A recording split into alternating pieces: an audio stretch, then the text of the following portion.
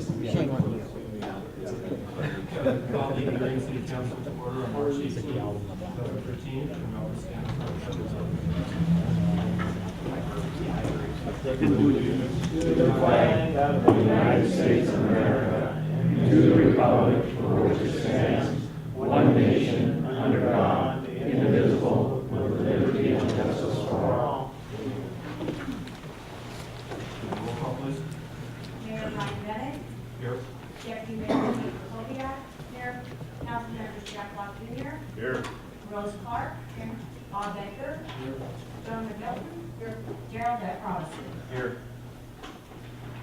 Could we please move the agenda? I move agenda confirmation. Second. Can we all discuss our votes?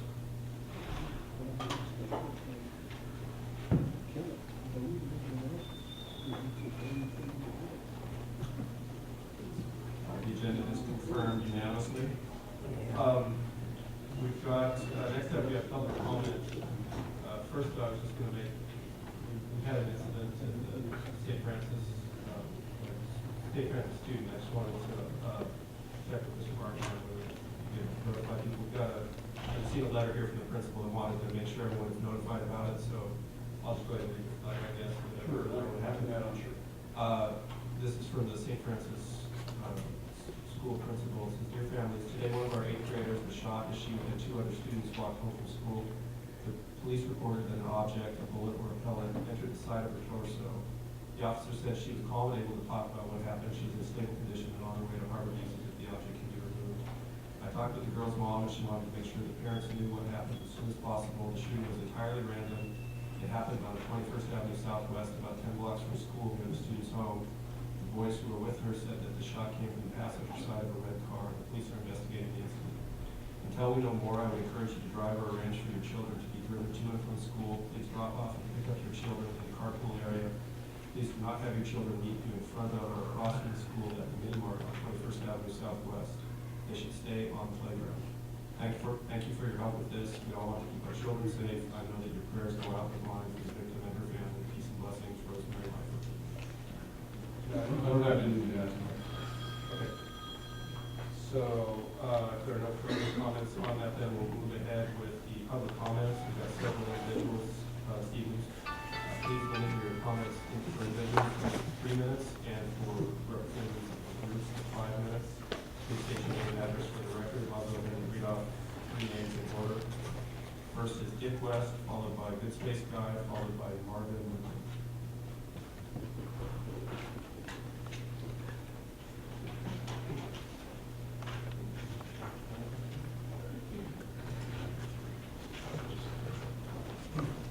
Hello, my name is Dick West. I live at 11006 Roseburg Avenue South, that's Burien, Washington, 98168. According to the King County Assessor's Office, property values in Burien are declining at a 35% faster rate than the CPAC, 35.1% faster than Tukwila, and 34.6% faster than Des Moines. Houses like these on the overhead projector are scattered throughout Burien. Each one of these affects property values for 3 square miles, and with the city having only 10.1 square miles, houses like these cannot be allowed to exist without serious financial results for the homeowners of Burien, the businesses of Burien, and the city of Burien itself. According to the FDIC, each one of these houses costs the city $34,000 in lost revenue each year, and the surrounding component values go down by $220,000. These 8 houses on the screen have cost the city $589,000 in lost revenue in the last 3 years. The residents of Burien have lost $208,125,000 in net worth in the last year, above and beyond our surrounding municipalities, because the city refuses to take action against these type of houses. The code policy of reactively dealing with code issues gives us houses like those on the screen. There are somewhere between 50 and 100 houses like these throughout Burien. Some are bank repos, others are owned by slumlords. Not one new law has to be enacted to deal with each one of these houses. It would take the city no more than 40 man-hours to abate each one of these houses. In 1 year, the city would add $1.7 million to its coffers and would increase homeowners' net worth in excess of $1 billion by dealing with these houses using the existing Burien municipal code. It would send a powerful message to potential home buyers that Burien is the kind of city that will deal with issues like these as they arise. What it does require of the council is that it send new marching orders to the city manager to enforce the existing Burien municipal code as it exists. Thank you. Thank you, Dr. Nelson.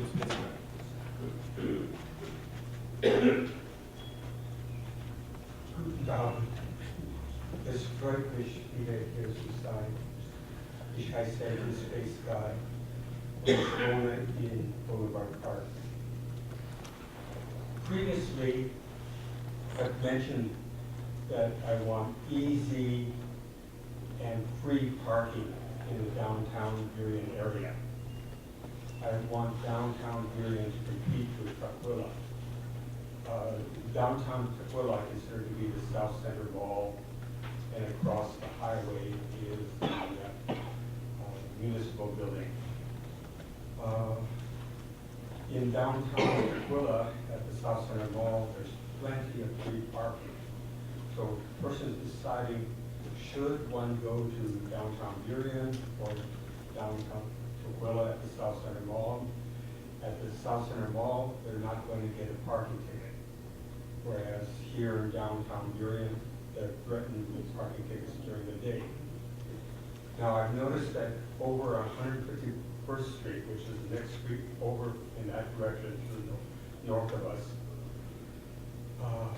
I sometimes, and the street over here is 5th Avenue Southwest, followed by 6th Avenue Southwest, the next two streets.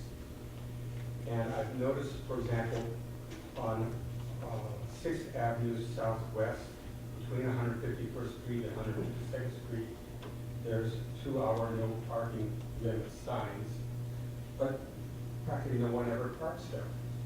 So you have a sign that tells people they can only park for 2 hours, but people don't park. Now, some cities, to make parking easier for citizens, provide citizen-free municipal parking lots. For example, with a community development block grant, it might be possible to provide a Burien City free municipal parking lot near downtown. If no one's parking in an area that says 2-hour parking, it makes sense to me to remove the signs so the citizens don't have to worry about getting a parking ticket or overextending the 2-hour parking limit.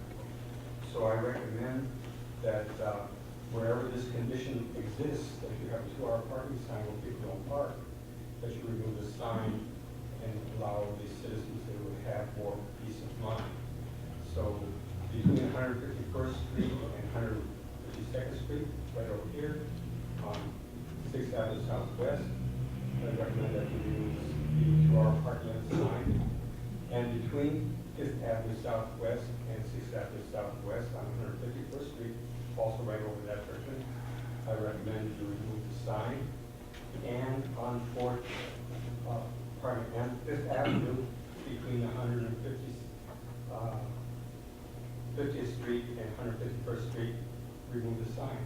And then you get 3 blocks of free parking for the citizens who want to come and shop in downtown Burien. Thank you. Thank you, Good Space Guy. I also got some good news for you, Good Space Guy. We had a native German speaker apply for our Arts Commission this evening, so we're just going to have increasing multilingualism in Burien as we be placed in that. I need you to have it.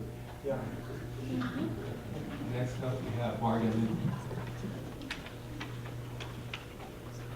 Hello, I'm Margaret Newcomb, and I live at 209 Southwest 152nd Street, 98146. I'm here because I'm opposed to the board system you want to implement. It seems unnecessarily complicated, and I think it would do more harm than good to the citizens of Burien. Thank you. Thank you. Next up, we have Roger DeLorme, followed by Pat Dewan, followed by Linda Klein.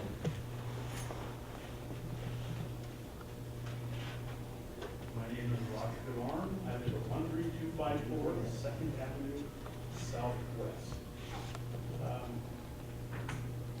First Avenue Phase 1, $2.7 million over cost. There was a negotiated settlement with the contractor for 1.7. Burien had to borrow the money, and now Burien is paying interest on the money. Ambon and 128 overlay, 500,000 million plus over cost. Annexation. How much city staff time and money was spent? So far, there has been no answer, and probably never will. In districts and wards, how much money and staff time has been spent already? We'll probably never ever know. Now the council is in turmoil. Who's supposed to oversee these wasted monies? Who's supposed to listen to the citizens of Burien? Who won't let the citizens vote on an elected mayor or on these districts? I think it's the responsibility of our city manager to take care of these things. Thank you. Next up, we have Pat Dewan. Hi, my name is Pat Lemoyne. I live at 10127 Myers Way South in unincorporated King County. As some of you may know, I played a part in the no annexation campaign. And I'd like to start off with, I do not hate Burien, but I do think you have some serious problems and are ignoring the real reasons why annexation failed to the extent it did. True, many of us are fiercely independent and just want to be left alone. But I think the nearly 2-to-1 no vote goes beyond that to an attitude that was presented to us. People came to our doors and told us that annexation was inevitable, that we don't have a choice. This reminded me of the Borg on Star Trek. We were told that Burien is financially stable and taxes are not going up. Then literally on the eve of election day, you increase taxes, including one on electricity, by 3%.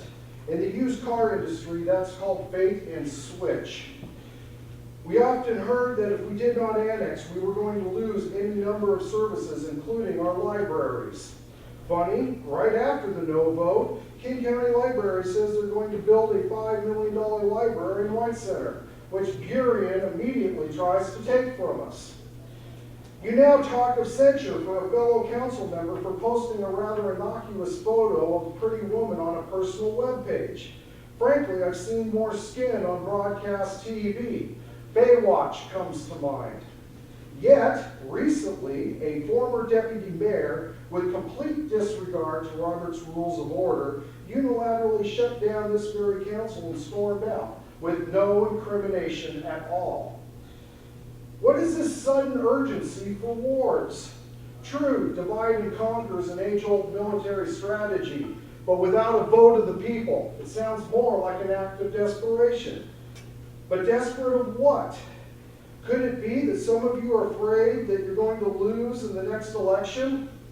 True, it may be legal, but is it ethical to change the rules in order to save your seat? And to do so suddenly and without a vote of the people? Is this the kind of democracy we want to promote around the world? One thing is for certain, these actions and many others like them have poisoned the waters of annexation for many years to come. And for this, I'd like to say thank you.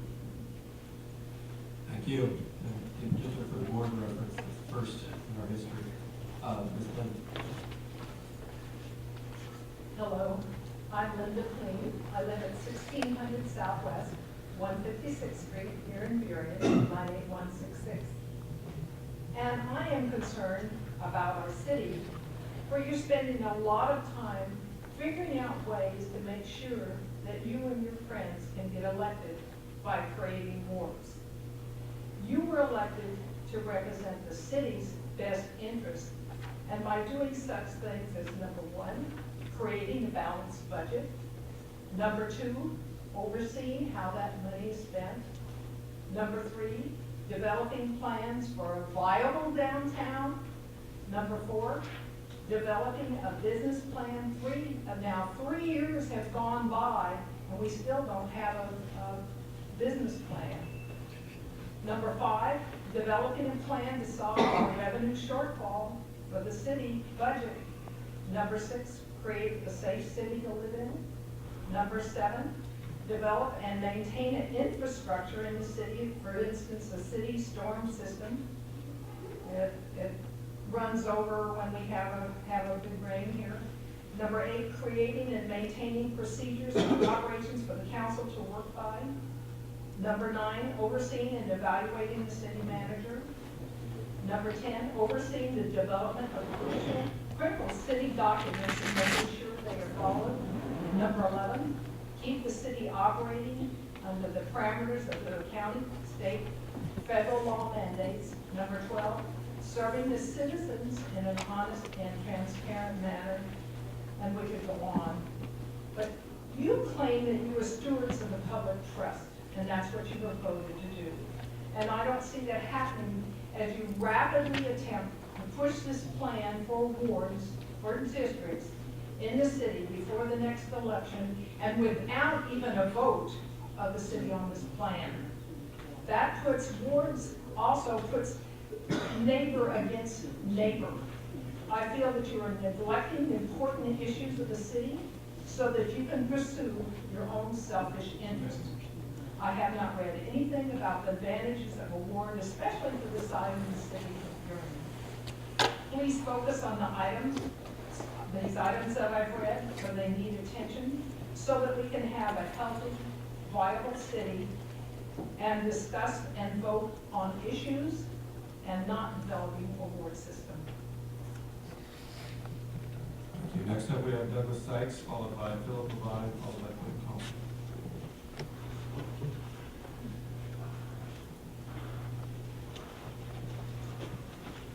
Greetings.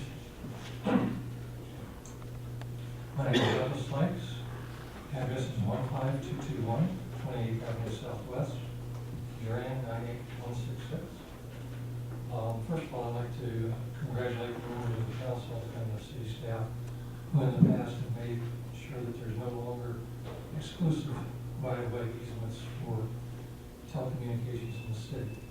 At this point, today, I believe there's proposed ordinance 578 granting a right-of-way fiber franchise to Zayo Company Group. I would like to urge the council to re-examine section 19, the wording, in the proposed ordinance, which restricts installation and use of fiber facilities for the sole benefit of the city and city buildings. First thing that came to mind is this is a shared facility. King County Library System is another governmental agency in this building that may wish to have easy access to a fiber optic bus. And that would be efficient use of not only city funds, but funds that we as all citizens pay to King County Library System. Another item that I don't know if you considered it or not was discussing the Highland School District, but they would appreciate being able to tap into a high-speed broadband network. Other than that, I think we've probably done a pretty good job on the proposed ordinance 578.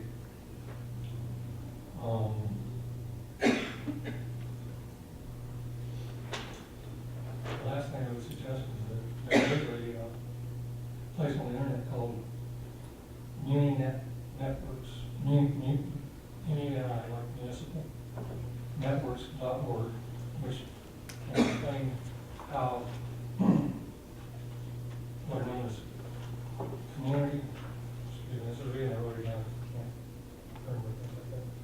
Community fiber networks, which are not legal in the state of Washington due to the lobbying of companies like Comcast.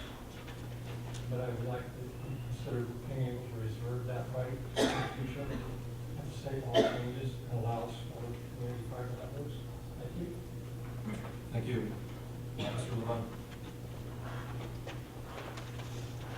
I'm Philip Levine. I live at 430 South 124th Street, Burien, Washington. What has been a concern to me is this. After the deliberations of the council have been resolved, and discussion and decisions agreed upon. The actions of the council to implement and follow through on decisions have not always been supported by the full council. The recent example of this was the lack of support of the annexation of North Highline after the decision was made. When consensus has been approved of an action, it's incumbent upon the members of the council to fully support this decision.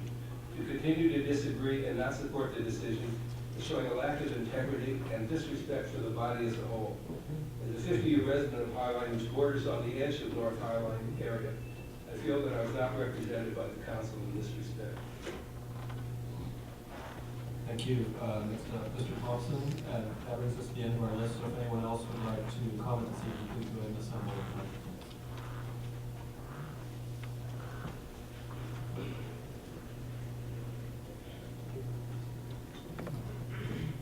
Good evening, good evening, council and audience. First of all, I want to say a huge thank you to the council and the Burien city staff for doing a great job, because I was out and about last week and I had a lot of comments because me and Dale go to the White Center Eagles.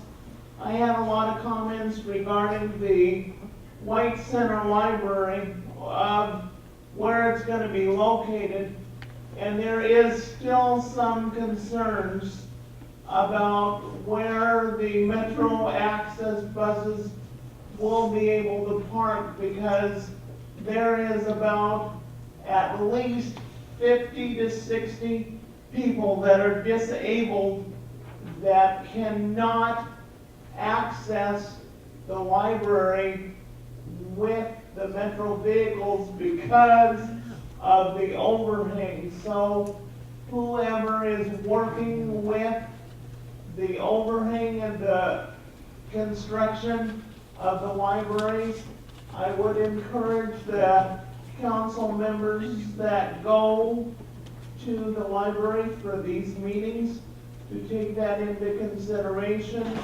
And I know that Councilmember Clark and Jack Block Jr. have been to these meetings. I know that Miss Levine has been to these meetings, and I just want to be able to attend some of these meetings because I've been putting my thoughts down on paper and what the Metro Paratransit is looking for our new vehicles, because if the overhang is too low, they cannot get the elderly and the disabled close to the door, as they cannot get underneath the overhang, and a lot of our individuals cannot walk very far, as well as push a manual wheelchair. So I would really appreciate you looking into this, and thank you for taking this into consideration. Have a great evening. Thank you, Mr. Thompson. Okay, seeing no one further interested in commenting, can we move on with that? My name is Justine Edgar. I live at 1811 Southwest 152nd Street. And I'd just like to speak about the business agenda. You're going to continue to work on a comprehensive plan. And I would like to urge the council to please respect the environmental impact statement in Chapter 5 as it looks over each of these things that are proposed by the staff. Whatever is proposed should be consistent with that environmental impact statement, and to have it not consistent means that there's an inconsistency then within the plan itself. I'm referring specifically to policy SE 1.3. Currently, the staff's wording is inconsistent, or appears to me, I'm the impact statement, and the wording of it should be consistent. If it is not, and the council cannot reach a consensus on this, then I would ask that the old language remain in the plan, rather than the new language we put in until consistency is clear and until there's a consensus by the council. Thank you. Thank you. Okay, we will move on with the rest of the agenda. Next item is correspondence for the record. We have a number of emails and letters that are available to you in the packet. Next up is the consent agenda. Can we get a motion to approve this? I move approval of consent agenda. Second. Can I get a motion to approve those?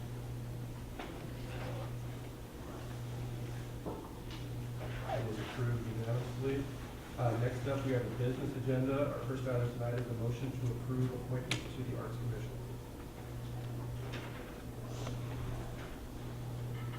I move approval of 4 new art commissioners: Sybil Davis, Katya Fulker, Alex Stoller, and Catherine Wendland. Okay, any questions or comments? Seeing none, can we please register our votes? They are approved unanimously. I would like to thank all of the applicants for your interest in serving our community. We appreciate it very much. You're the backbone of our efforts, and so we look forward to working with you in the future. Next up is item B, a discussion and potential adoption of the 2014 Community Development Block Grant Project application. Good evening, Mayor and council members. Tonight's agenda item is to review 3 potential projects for next year's Community Development Block Grant funding cycle. Community Development Block Grant funds are federal funds. They must be used to serve low and moderate income individuals or neighborhoods. And they do come with lots of requirements and strings, often limiting the type of projects that you can apply for. We've been successful in the past in receiving these funds. And during the budget process last fall, the council requested that we bring forward to the council 3 projects for your review.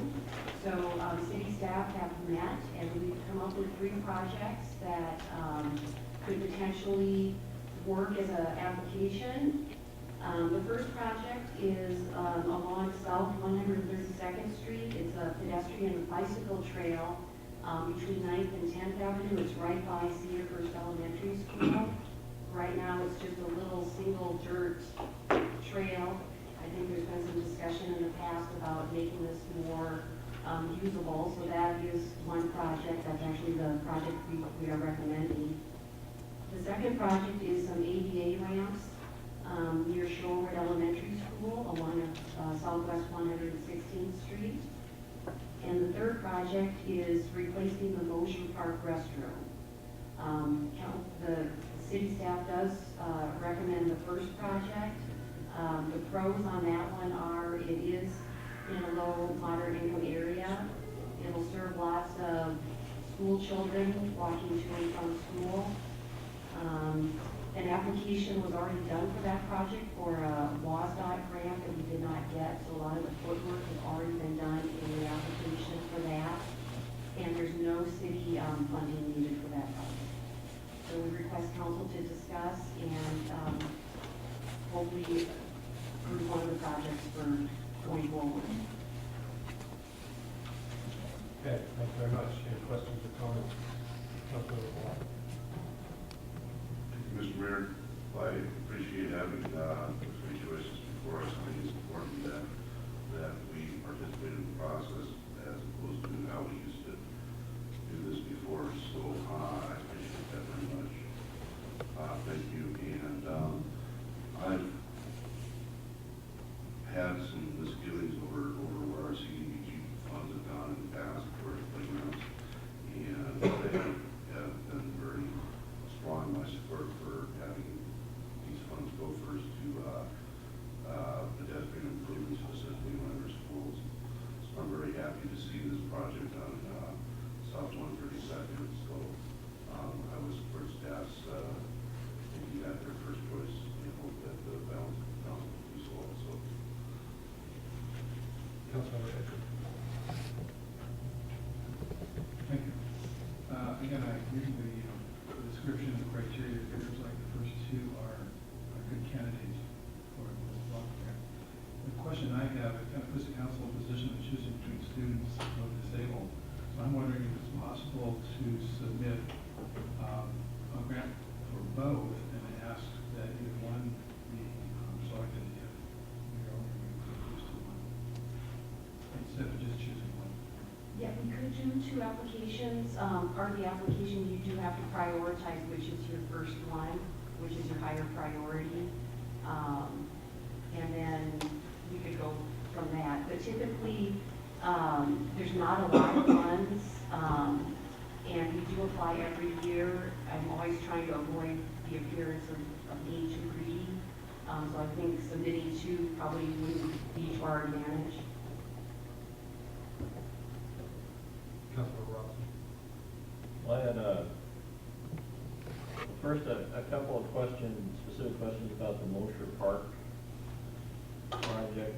Mentions program income issues. What would those be? What it is if you improve a project and then you make money related to that project, which the concession stand would generate some income, then we would have to probably submit an annual report showing that you have a threshold of 25K. The Parks Department assures us we probably wouldn't make more than 25K off the concession stand this year, but we would have to have some sort of tracking of the income that the leagues would be making and do a report to the CDBG folks on that. And so what happens to the money if we made more than $25,000? We have to pay CDBG back, we have to pay it out back. You can't improve something and then make money from it.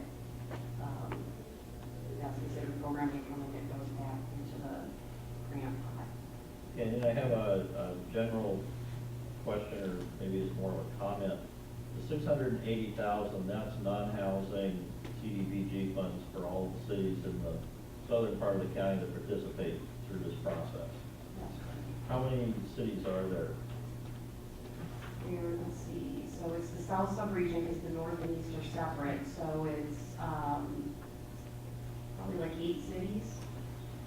It's basically all the cities in South King County. Right, it's like SeaTac, Tukwila, Auburn, Enumclaw.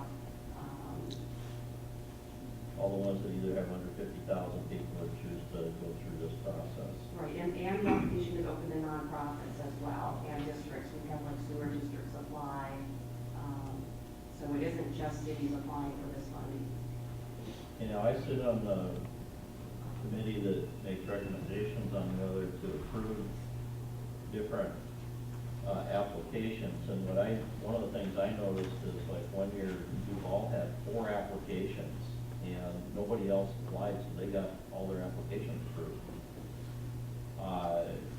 So my thinking is put in more applications, not fewer.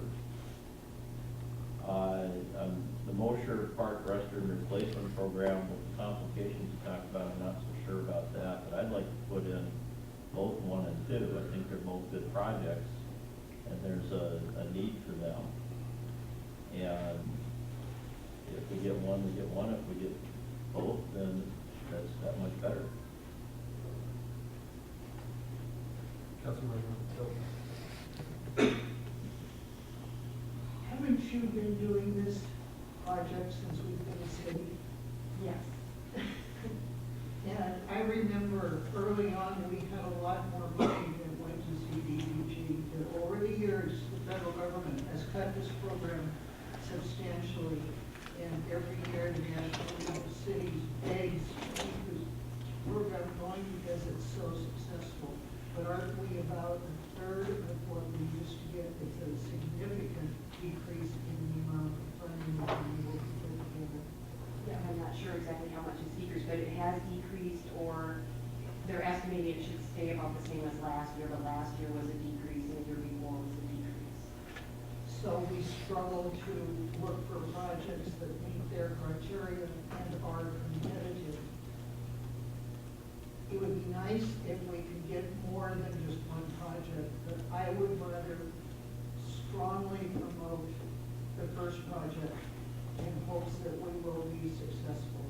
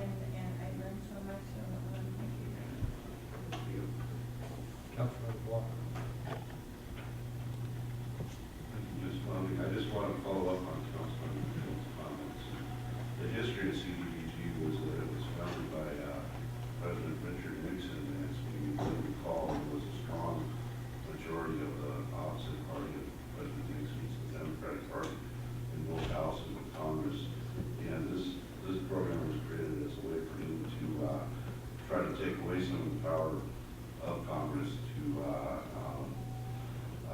do what we all like to call electoral politics. So it's kind of interesting and ironic that the current majority of Congress, the Republican Party, is working to take away, and has worked to take away these funds. So I just want to point the irony of that out. I have a question for Councilmember Robinson. Given your experience on the committee, do you think that it would help or hurt for us to submit 2 projects? I don't think having 2 projects weakens your application at all. The staff, the JRC staff reviews all the applications and brings forward the ones that meet the program requirements. And they provide their idea of prioritization, which I'll tell you, the majority of the committee members follow that, including me most of the time. It's a good staff. And whether or not a second project gets consideration, whether or not a second project is proposed, I don't think has any effect on the first project, on your top priority project. And if there's not enough other proposals that are competitive, you've got a shot at getting in. I've seen that, a couple of examples of that in the time I've been on that committee. I recall you mentioned that. So, I think given that and Councilmember Robinson's experience, I fully understand and appreciate your desire not to appear greedy. I think that's a good strategy that's served us well. But I'd like to see us consider putting 2 projects in as Councilmember Decker has said, this is a worthy endeavor also to help our people. So anyway, I'd like to see us put both projects in, and as Councilman Robinson said, he doesn't feel it would hurt our chances for the first project. Councilmember Clark. If the decision then by council is to submit 2 projects, I would want to see South 132nd Street as our first, and the ADA requirements on Southwest 116 as the second project. I would support that. Councilmember Ross. I agree with that also. Okay, so Councilmember Rand. So, remember,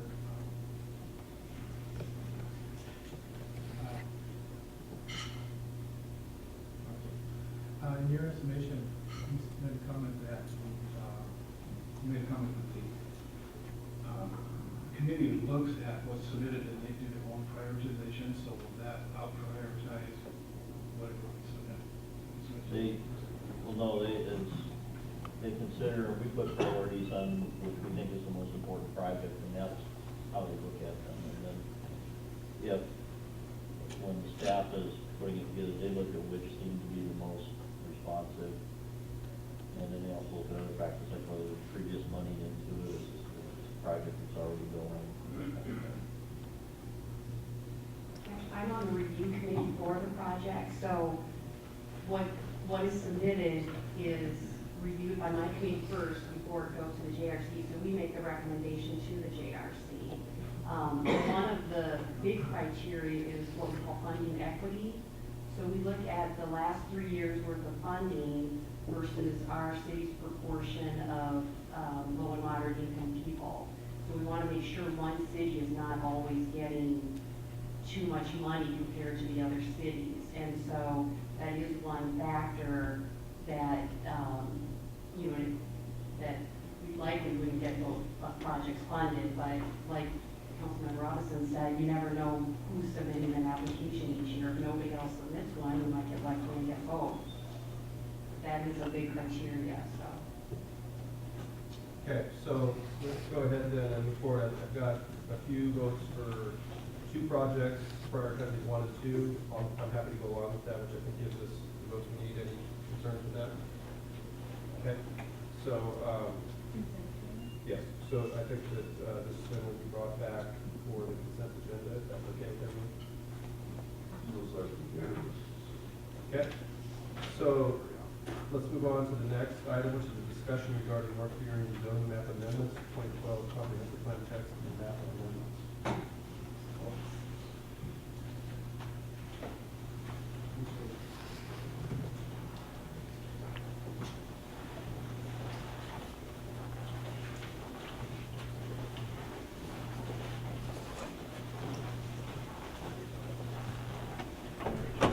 Good evening, Mayor Bennett, members of the City Council. My name is David Gatlin, Senior Planner, City of Burien.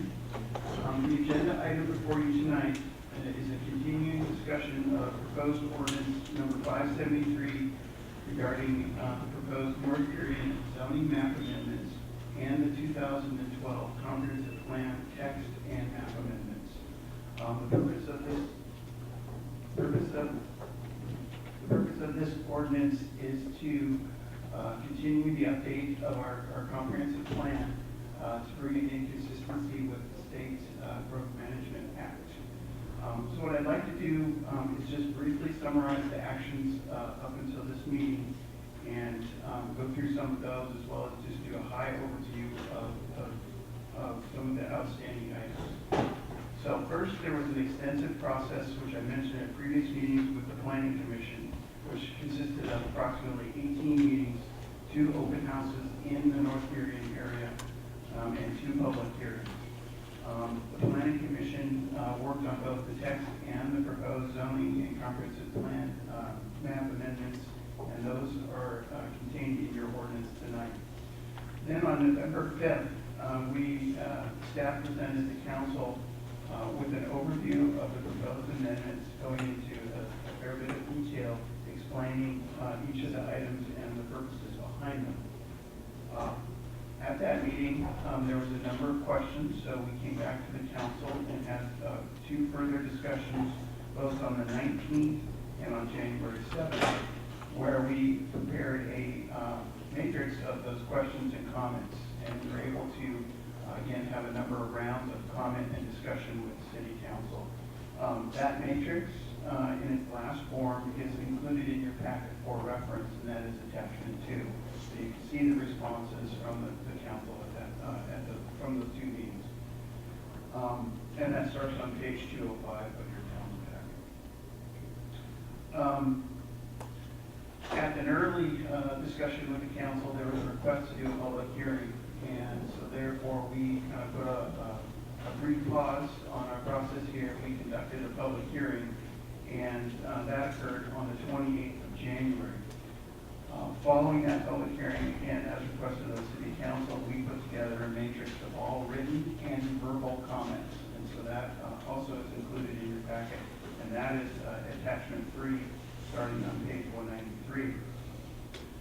So just to kind of aid in some of the discussion, I've prepared a number of slides, and this is just a brief overview to talk about, really to follow up on a lot of the comment we received at our last, at the public hearing. The first is a set of maps, and basically this is the Ambon corridor. So this is Ambon Boulevard here. The large red circles represent our nodes or our key intersections. This on the left is the existing zoning, so you can see it's a mix of multifamily and commercial. On the right is the proposed land use and zoning. Each of these items or letters are proposed changes. Again, in your packet, this is a set of maps that you've seen in numerous packets, and it's where that we have a detailed list going into each one of these numbers, going into further detail on what the exact change is. This is the First Avenue, again, existing zoning on the left, proposed zoning on the right. Mainly what we're looking at here is adjusting some lines to actually line up the zoning with the property lines. In numerous cases, the lines don't actually align. I think it's important to note out that the area that we're focusing on is the North Burien area that we annexed 2 or 3 years ago. What we've done is we've put interim zoning in place so we can go about our day-to-day business. But over the last 2 years, the city has yet to establish comprehensive plan land use designations, which is your long range, looking 20 you want the area to redevelop. In the First Avenue case, primarily we're looking at fixing, mending some problems as where the lines don't match. And in addition, identifying things like parks. We need to add those to our comprehensive land use map. The last corridor is the Boulevard Park. I think on the left, again, the existing zoning, the circle represents the main commercial center, which is at the intersection of Glendale Way and Des Moines Memorial Drive. As you can see on the left, it's what we inherited from the county was kind of what I call a patchwork of many different zones. You have kind of parcels out here that are different zoning.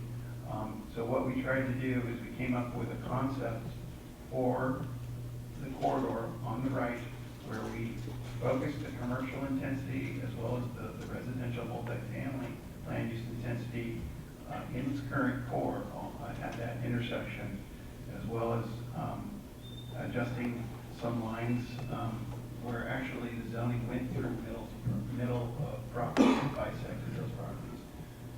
In other cases, on the fringe over on the right, whereas they were zoned multifamily, these are actually constrained a fair bit by steep slopes and odd-shaped lots. So we did receive a number of comments, and I want to touch on just a few of those that may alter our recommendations on the map, and these have been captured in the matrix. The first, you can see the red arrow points to C27, where we received, I think, 3 related comments, 3, 4, and 12, again in your packet, on pages 193 and 96. This number of parcels actually have received what we call preliminary plat approval through King County.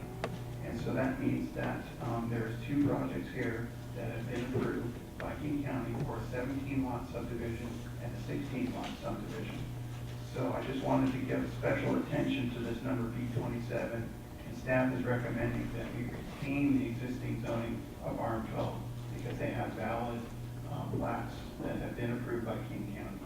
They've yet to complete those, and that there is a time frame that they need to complete, but we're recommending that that it revert back to the current zoning, which is the RM12 zoning. B30 is another request. At this time, there was an application, or there is an application in with the city for a subdivision. Previously, in previous packets, the application had not vested, or the application was not complete. I've just been informed a number of days ago that they actually are in and have been, I don't know if they've been deemed complete, but they are vested and are in. So they are being reviewed under the current zoning, which is RM12. They have not received preliminary plat approval, therefore we're recommending that we just retain the recommendation, which is the RS 7200. However, should they complete the project, which means proceed through final plat completion and construct the project, we can certainly go back and adjust the zoning to match. Finally, is we had a request, again, comment number 29. It was actually from the southern property, and this was again all part of the public hearing process. The southern property where they requested the zoning adjacent to them, which is RM18. Basically, these 2 parcels are developed as duplexes, and so it makes some sense to match the RM18. I think the RM18, they may, just by numbers only, may be able to get 1 additional unit. The properties to the right, just for clarification, are single family. So those are the 2 or 3 items that came up that we are recommending something different than what you may see on the maps. So with that, I think I'd like to point the city council to where we're at as far as your comments. I've included the city council matrix, which has a number of items that do have consensus, and I want to point out those items that do have consensus have been changed in the draft ordinance, and those are highlighted as yellow. Okay? Page number you referred. Oh, the,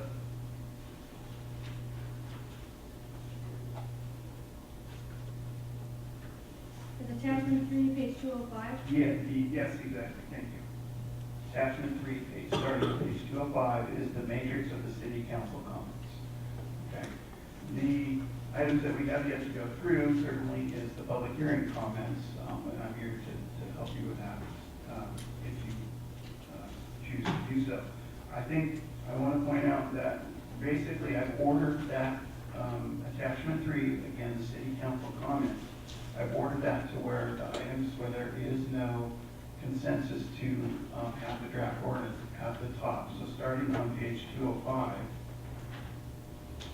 those 3 items on that page do not have a consensus or a definitive response.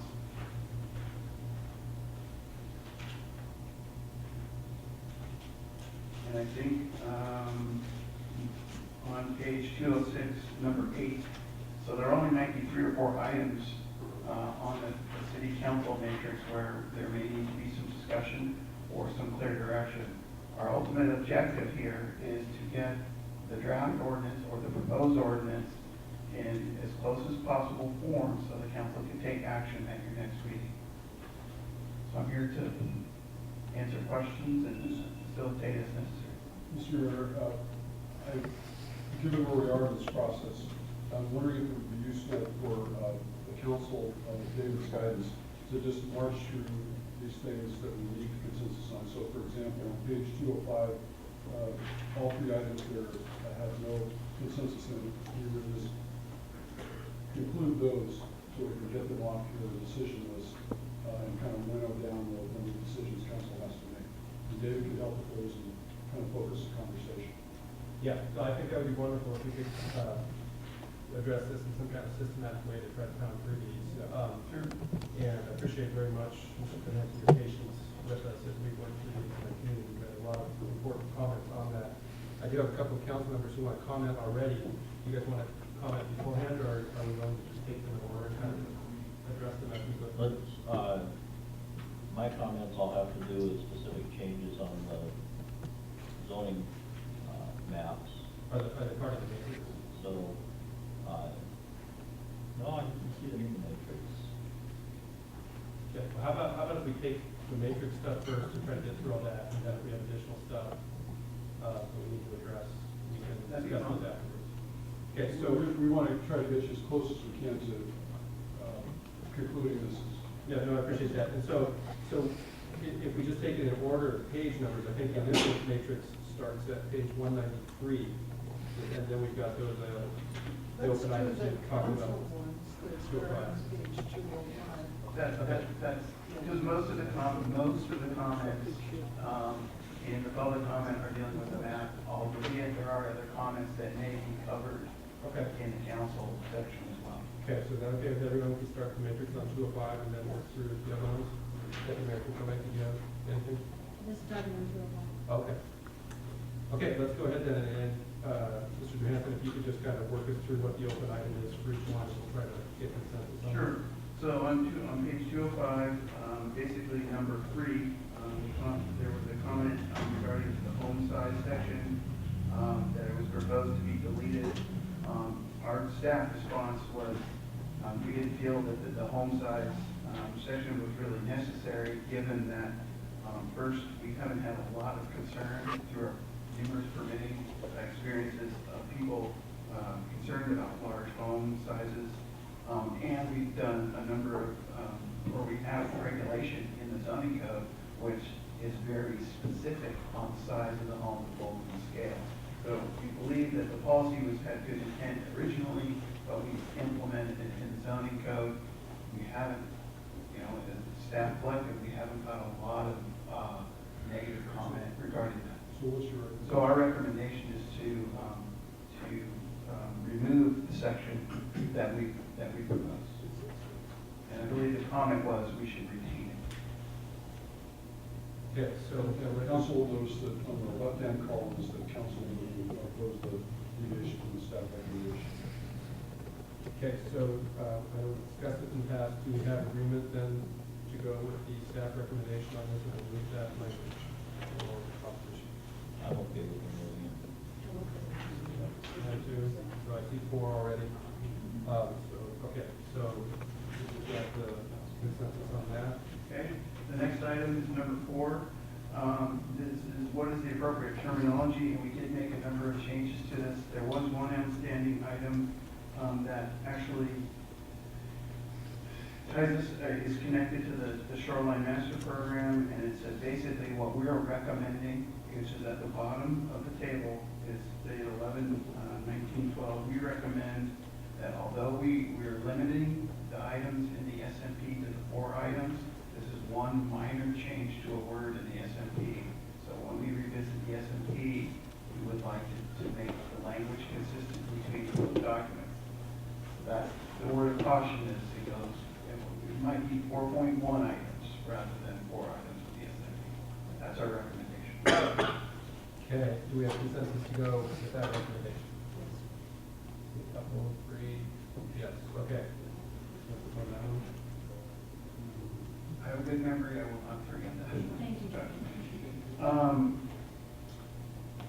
Okay, the last item on this page, 205, number 6.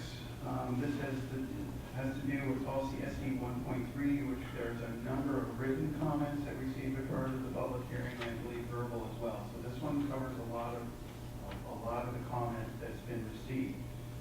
The main issue here is it is a land use designation for the Ruth Dykeman site. So that's where this is found in the land use element of the comprehensive plan.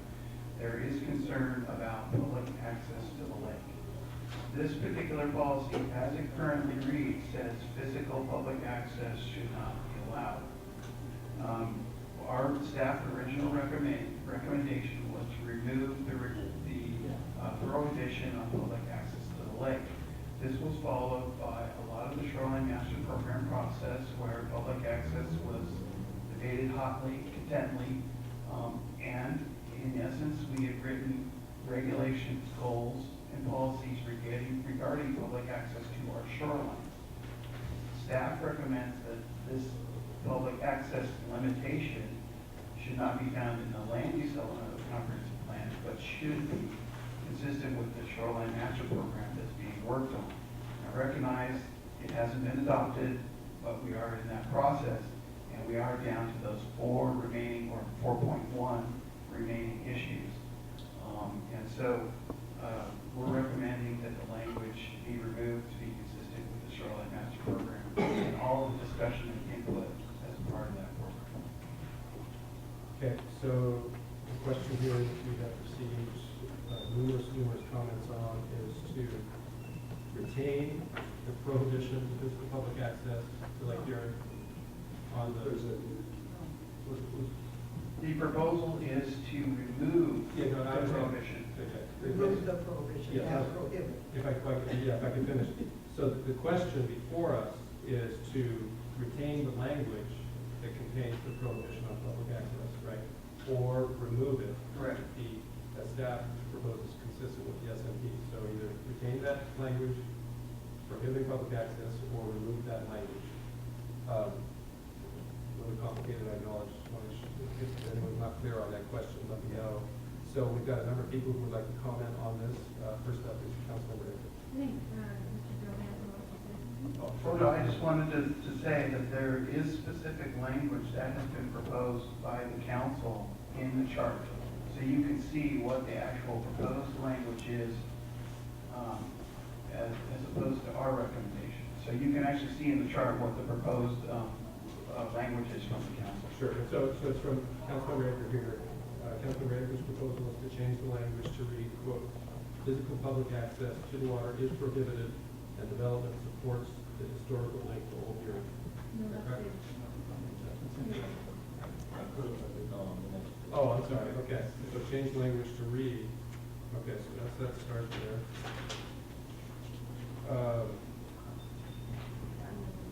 Would you like us to reiterate the staff recommendation and the recommendation from, I thought I understood, I think I find it. Does anyone else need further clarification on what we're Why don't considering? we get clarification, just in case there's some confusion you start with Okay, so the staff recommendation was to remove the specific sentence that prohibits public access to the lake.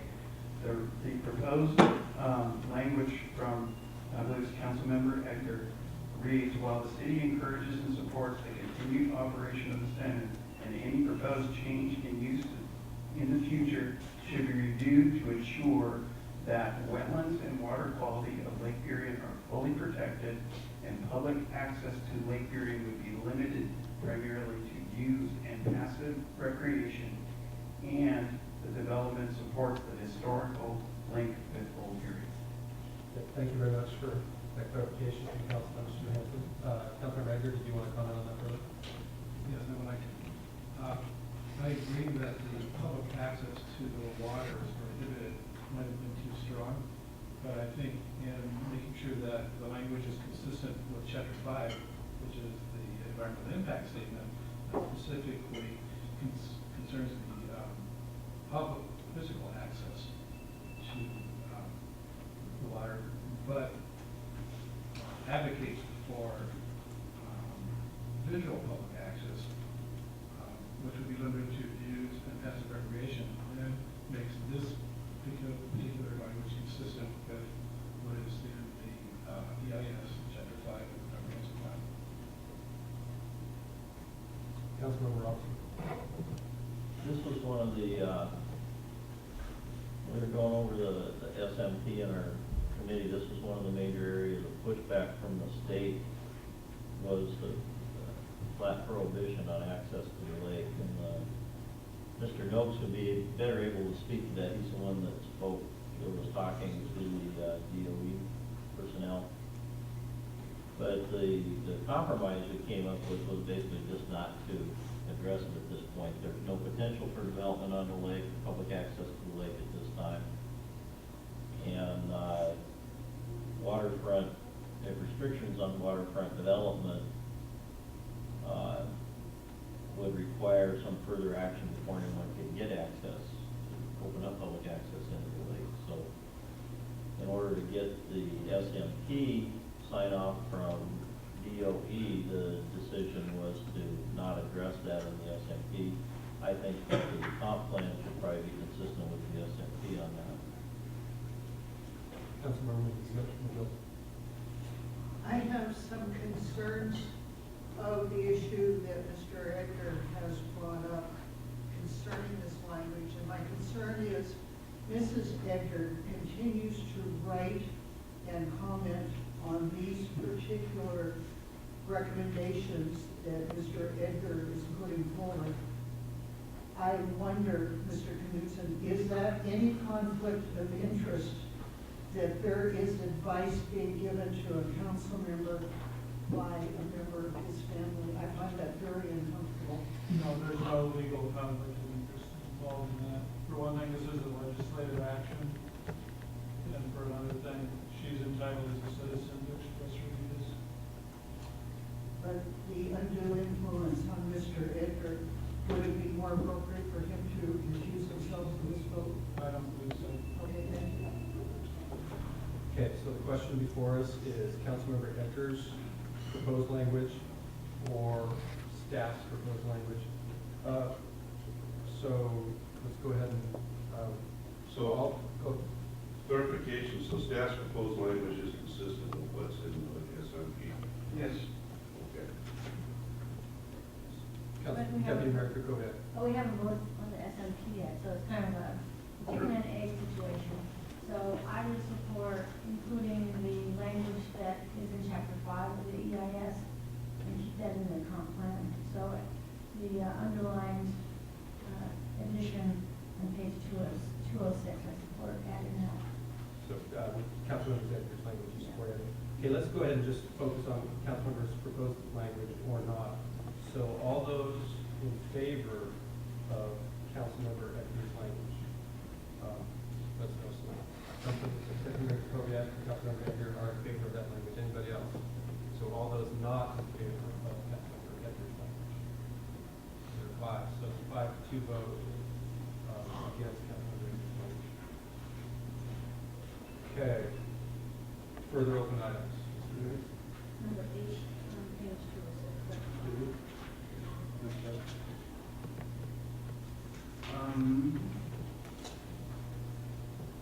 Yes, number 8 on page 206, number 8, which there was a comment to removing the word attempt to, and I will read the suggested change.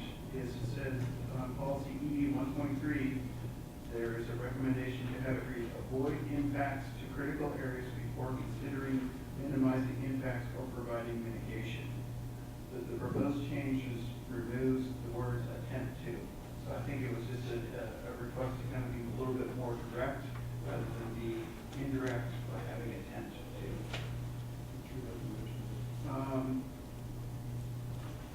Our recommendation is that we can live with that. That works for us.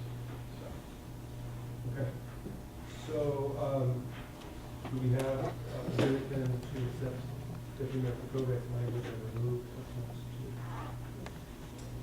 I'm not sure about what the actual, this is, remove attempt to, so just avoid impact from the critical areas before considering minimizing impact or providing mitigation. So, what is the difference between saying that if you're going to avoid impact to critical areas, then why would you even consider minimizing impact or providing mitigation if you're not going to allow any impact at all?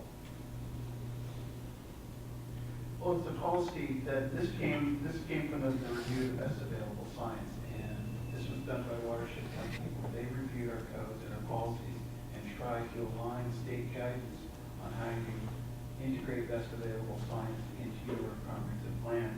This clearly was something that they would try to integrate the mitigation sequencing, which we heard some comment before. And so by having that phraseology in there, it shows you, it gives you directions on how you should go about protecting critical areas. So it's just reinforcing the fact that you want to avoid the impacts of those critical areas. They're important. It sounds kind of simple, but I think the distinction here is, do you attempt to, or do you just outright avoid it? And I think, again, the original language was trying to be a little bit more flexible in saying there's other ways to do mitigation. You can avoid, you can mitigate, but this says avoid first. So it places an emphasis on avoiding impacts.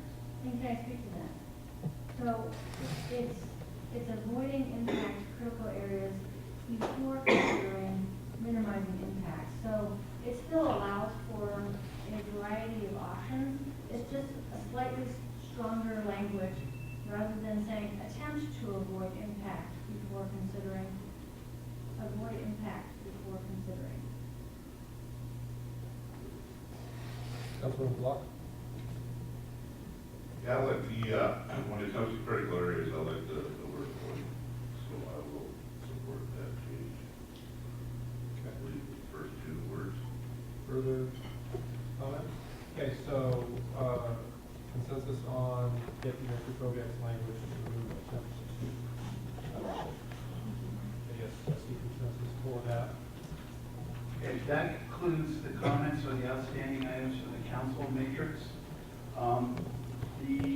Actually, could we, before we go away from that, okay, actually, maybe this is the next item we should go to that one. Page 207, are we skipping past that one, or are we going to get to page 207?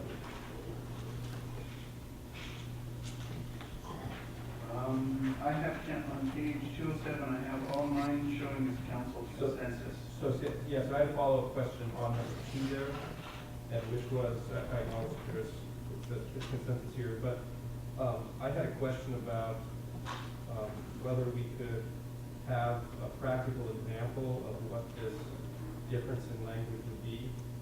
And I was wondering if that is something that you could describe to us, the difference in, and what I'm trying to understand is, let's say you just got a house in a neighborhood and you've got a property next to that house and they're considering something.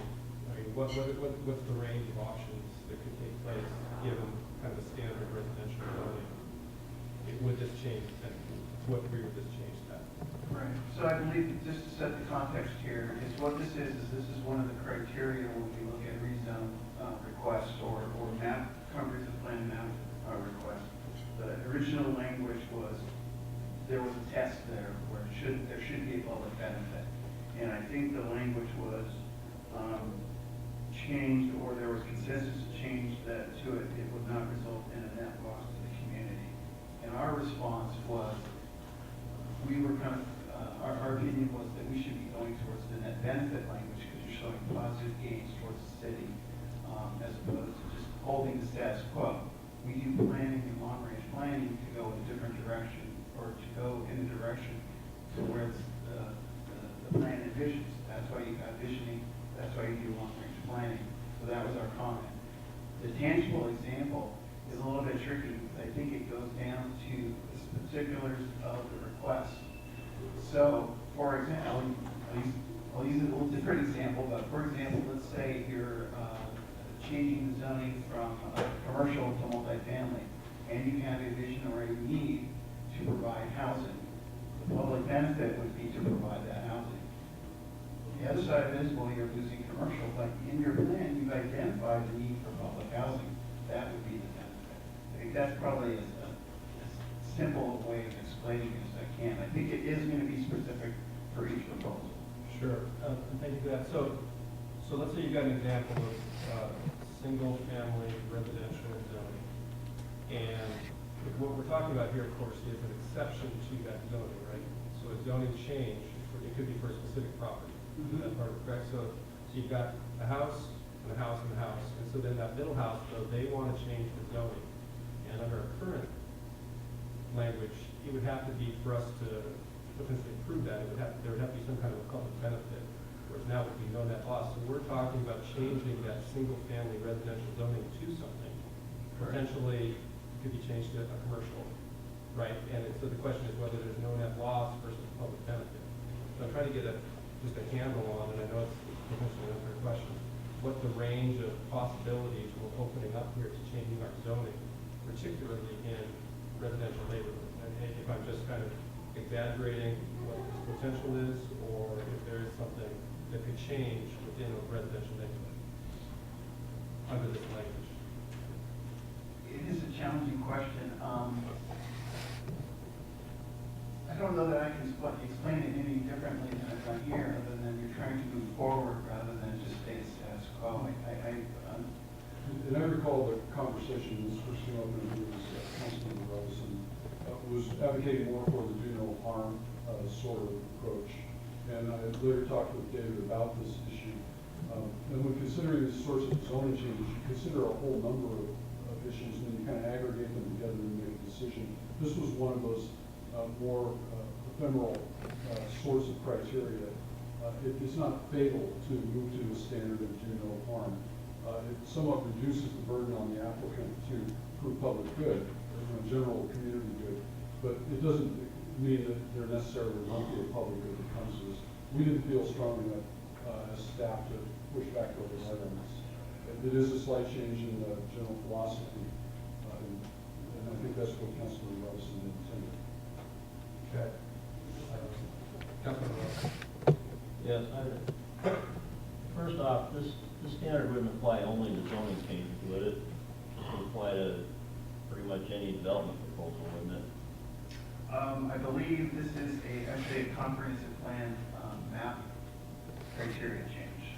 So you would look at, so it would apply to the maps only. If it would apply to any proposal that, any major development proposal? Only where a land use designation map change would occur. So you could have, once the zoning is, or the land use designation is in place, now you're just using the zoning code to apply standards. This is for map changes only. So this would not apply to anything else that requires a decision from the city? In this case, it only applies to the map changes, so it would not apply to every case in the city. I'd like to reserve this for more consideration. Okay.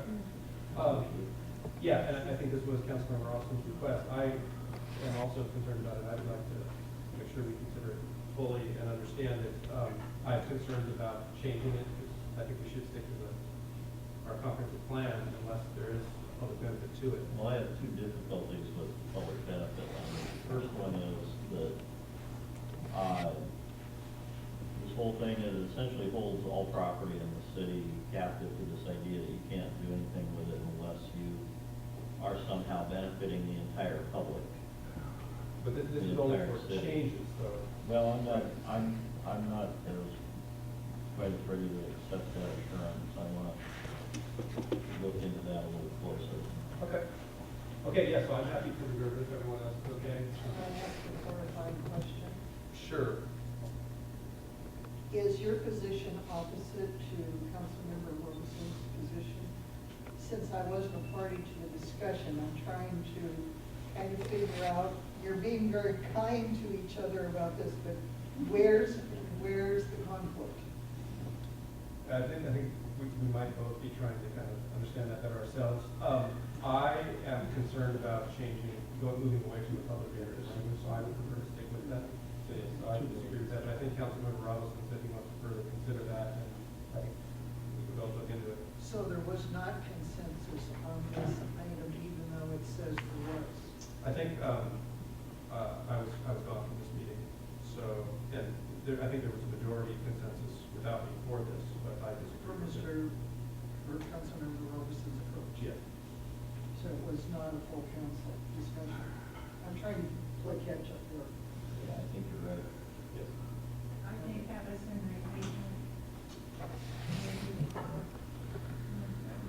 We had agreed by Councilmember.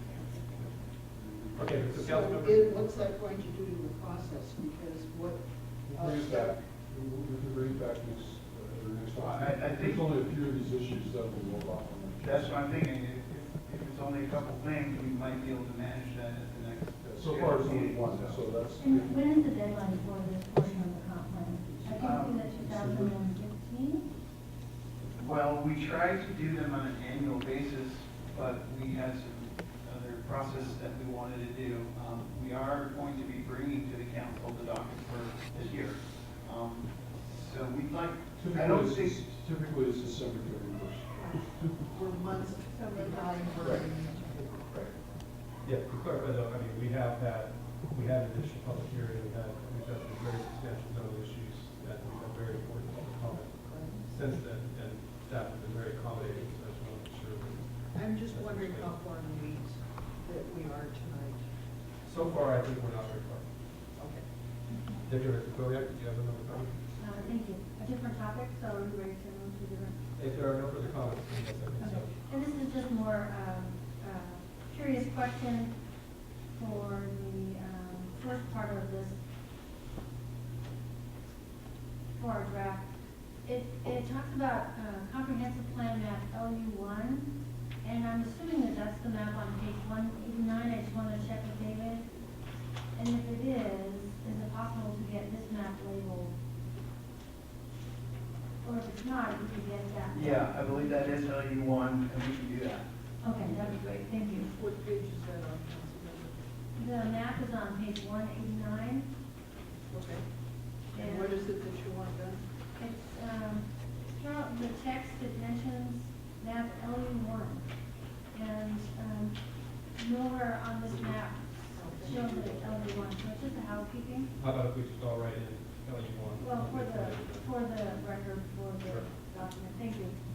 Okay, so, Councilman Rick. I noticed another thing on that map, at the very top of it, it says ordinance 573, 2012, but the ordinance is actually dated 2015, so that change should probably be made earlier. We were expecting it.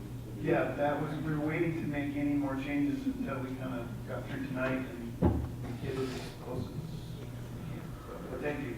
Okay, so now as far as the matrices before us, Mr. Jansen, can you lead us through any other open issues? Yeah, I would focus your, starting in attachment 2, page 193, and these are the public hearing comments. And so what we presented to you is anything from the public hearing comments where staff has recommended a change.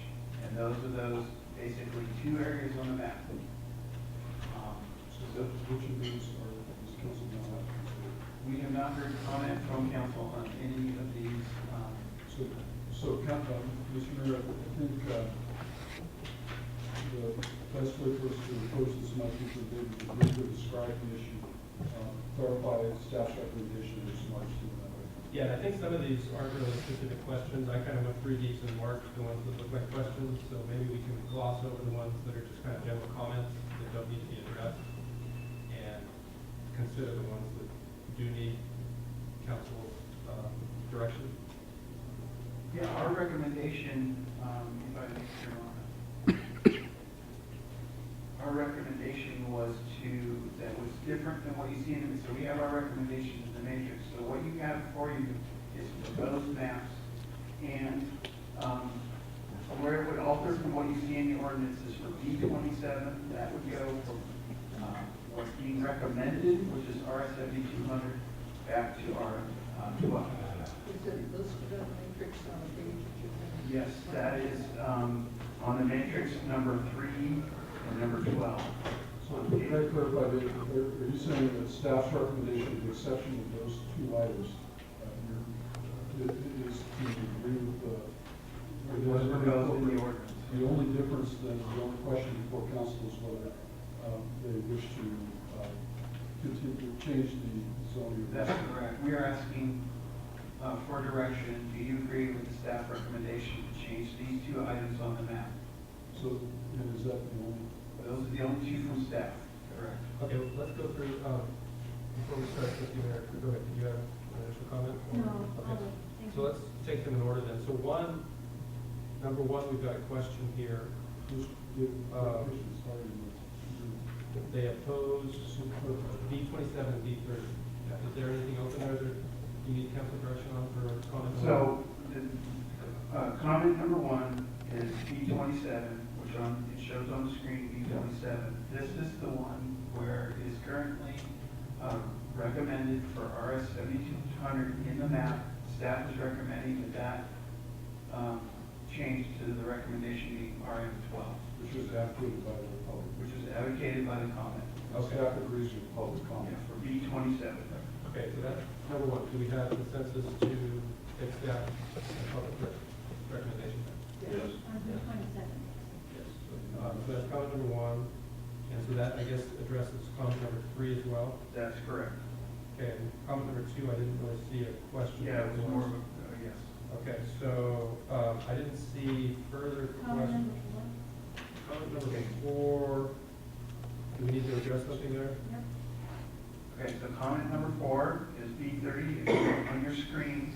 This is where we added an application that was pending at the time. It is since vested in the process under the current zoning, which is RM12. Staff is recommending that we keep the recommendation as is, R7200, and should he complete the planning process completely, we can revisit each.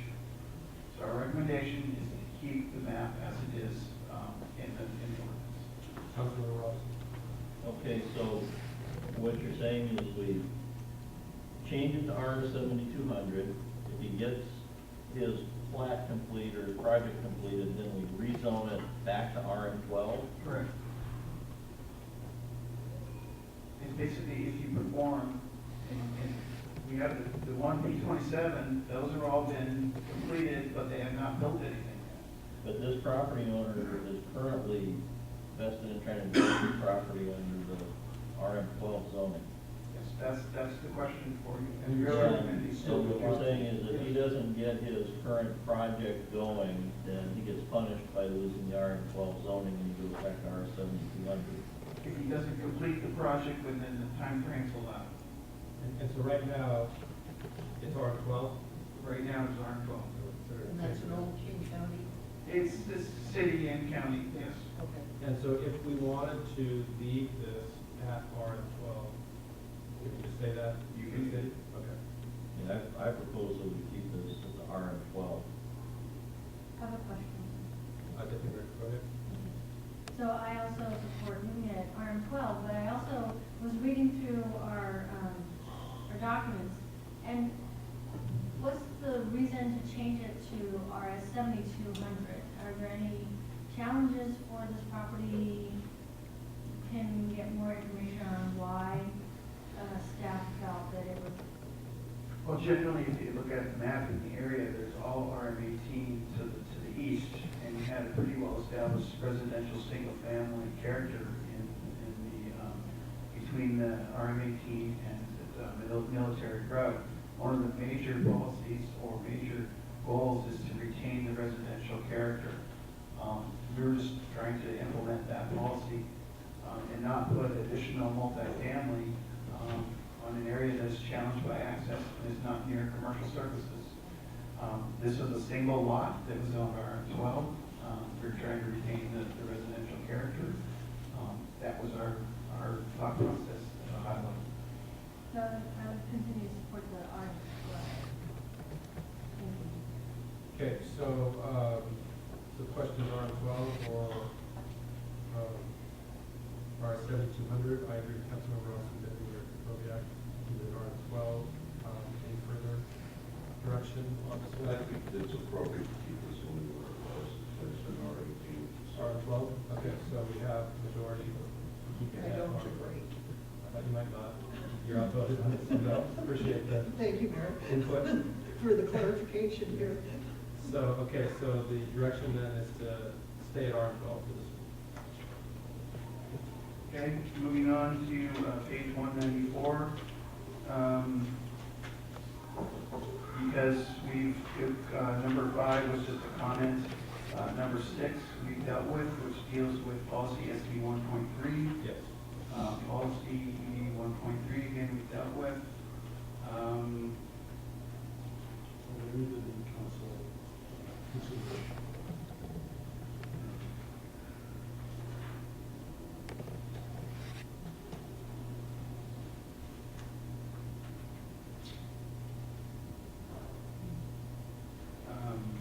There is a comment number 11, which is page 195.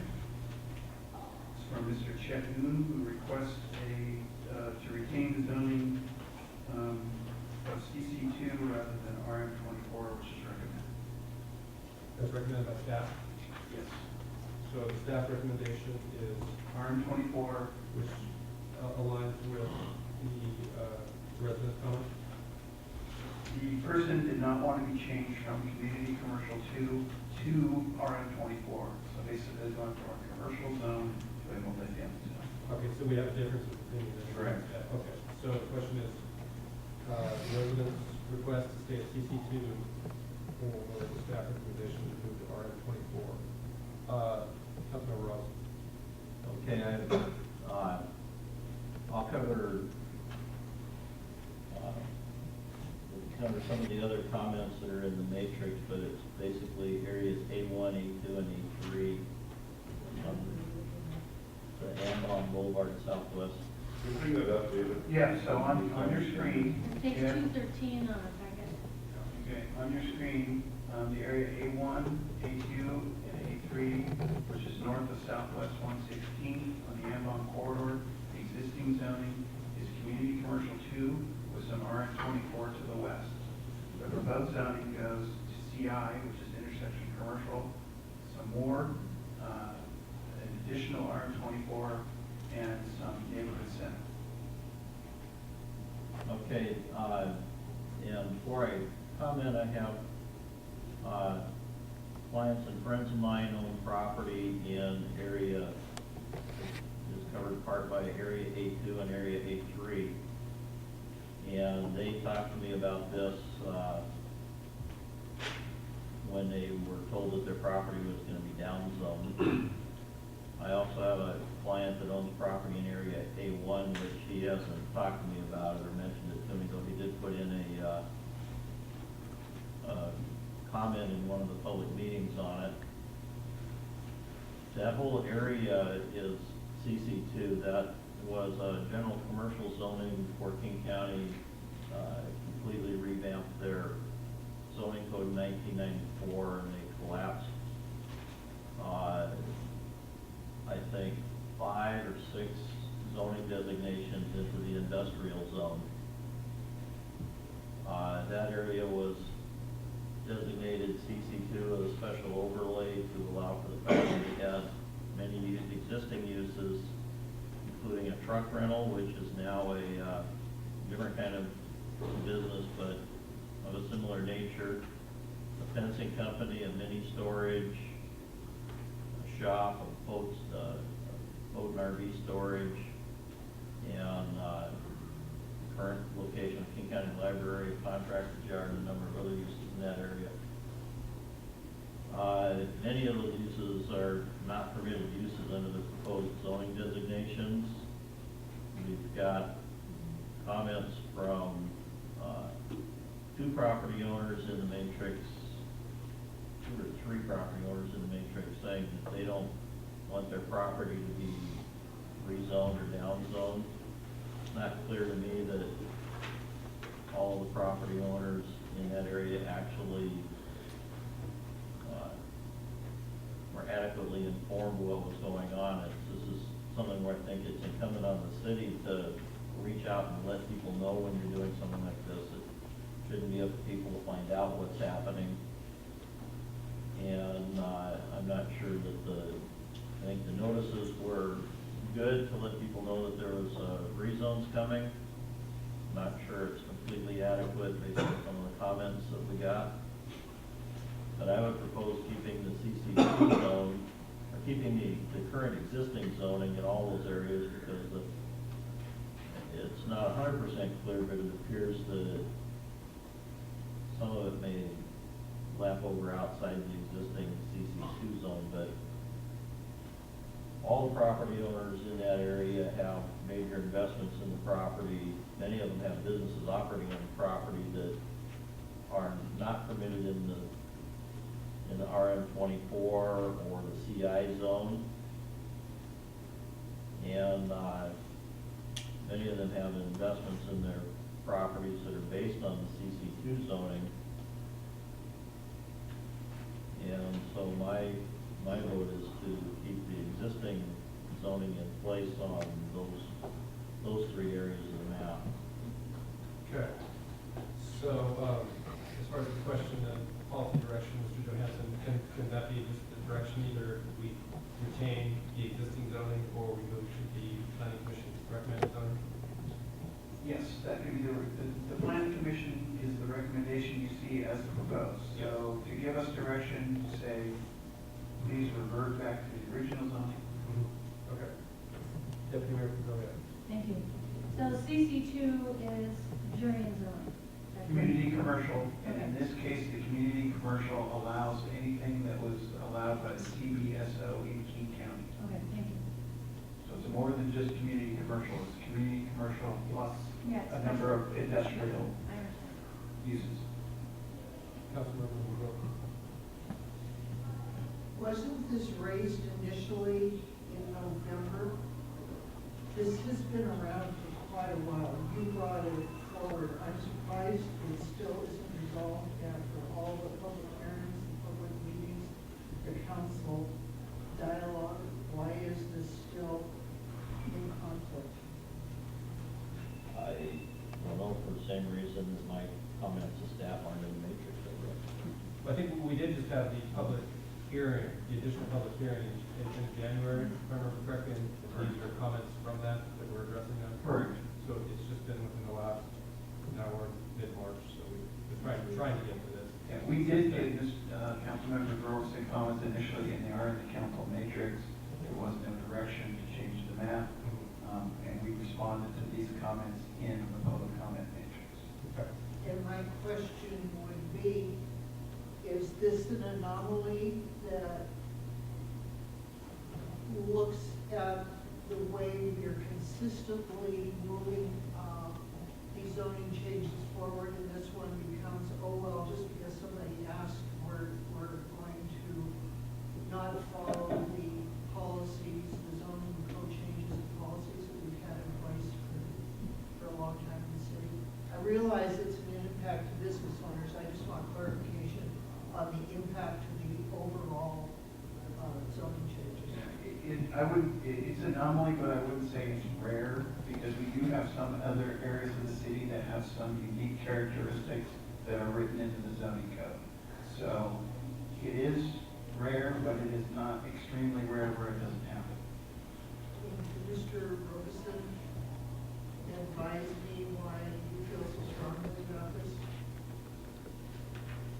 Well, for one thing is the sweeping nature of the downzones. I mean, these aren't going from RM12 single family, which is actually real test the density in half, but it's not as big a change. Going from CC2 down to RM24 virtually eliminates potential for commercial use of the property.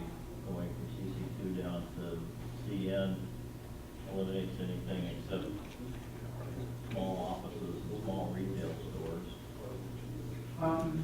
Actually, the CI zone does allow commercial uses over 20,000 square feet with the type 2, with the hearing exam approval. Yeah, the CI zone does allow a little more. However, it would not allow the existing uses on about half the properties that are proposed to be rezoned. But as long as they are existing, they need Legally established. Yes. And that's full comfort to someone who's made an investment in property based on the existing zoning. I'm really struggling with this one. I want consistency around the city. Deputy Mayor Burien. I support Councilmember Robinson's recommendation to leave it at CC2. I think we have a nice block that is all zone CC2. I think it's going to improve that neighborhood to continue that usage and keep that CC2. I agree. Councilman Robinson, I think my concern and view of what Councilman Robinson covered about the investment that was made, I think we need to have a very high bar if we're going to change the zoning on someone just making an investment in property based on prior zoning. So I agree to keep it at CC2. Any further? I agree with Councilmember Robinsson. Okay, I guess it's 4 votes. Well, I guess I will agree with the majority on this one. We appreciate you having you along for the ride on this week, Councilmember McGill. Okay, so, yes, I think I think unanimous consensus on this one. Mr. Johansson. I'm clear. It's A1, A2, and A3 reverts to the original. Yes. Correct.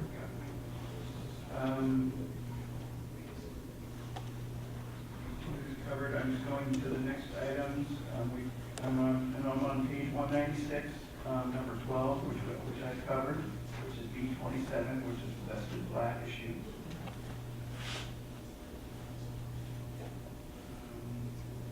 That's what I had was 15, E11, we heard that one. I think it was support, yeah, it says I strongly support the change, so I think we're. Okay, so we're okay there. So now, I'm on to page 198, number 18. I'm trying to read while I'm doing it at the same time, so please bear with me.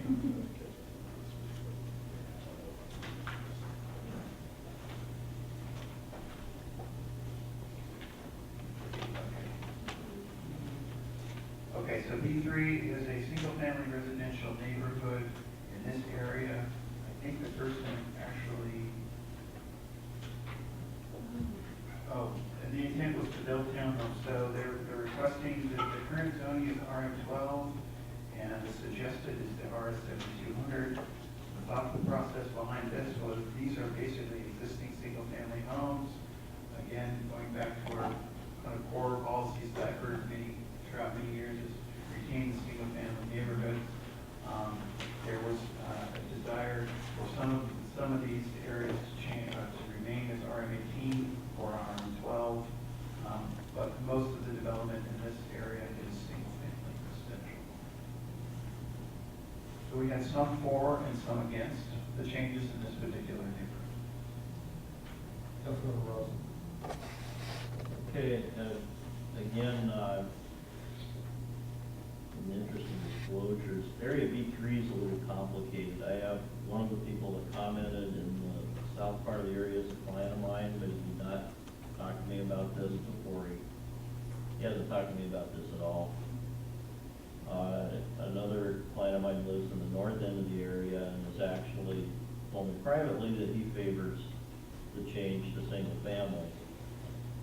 But I would note that D3 covers an area that actually differs quite a bit in nature from one part of it to the other.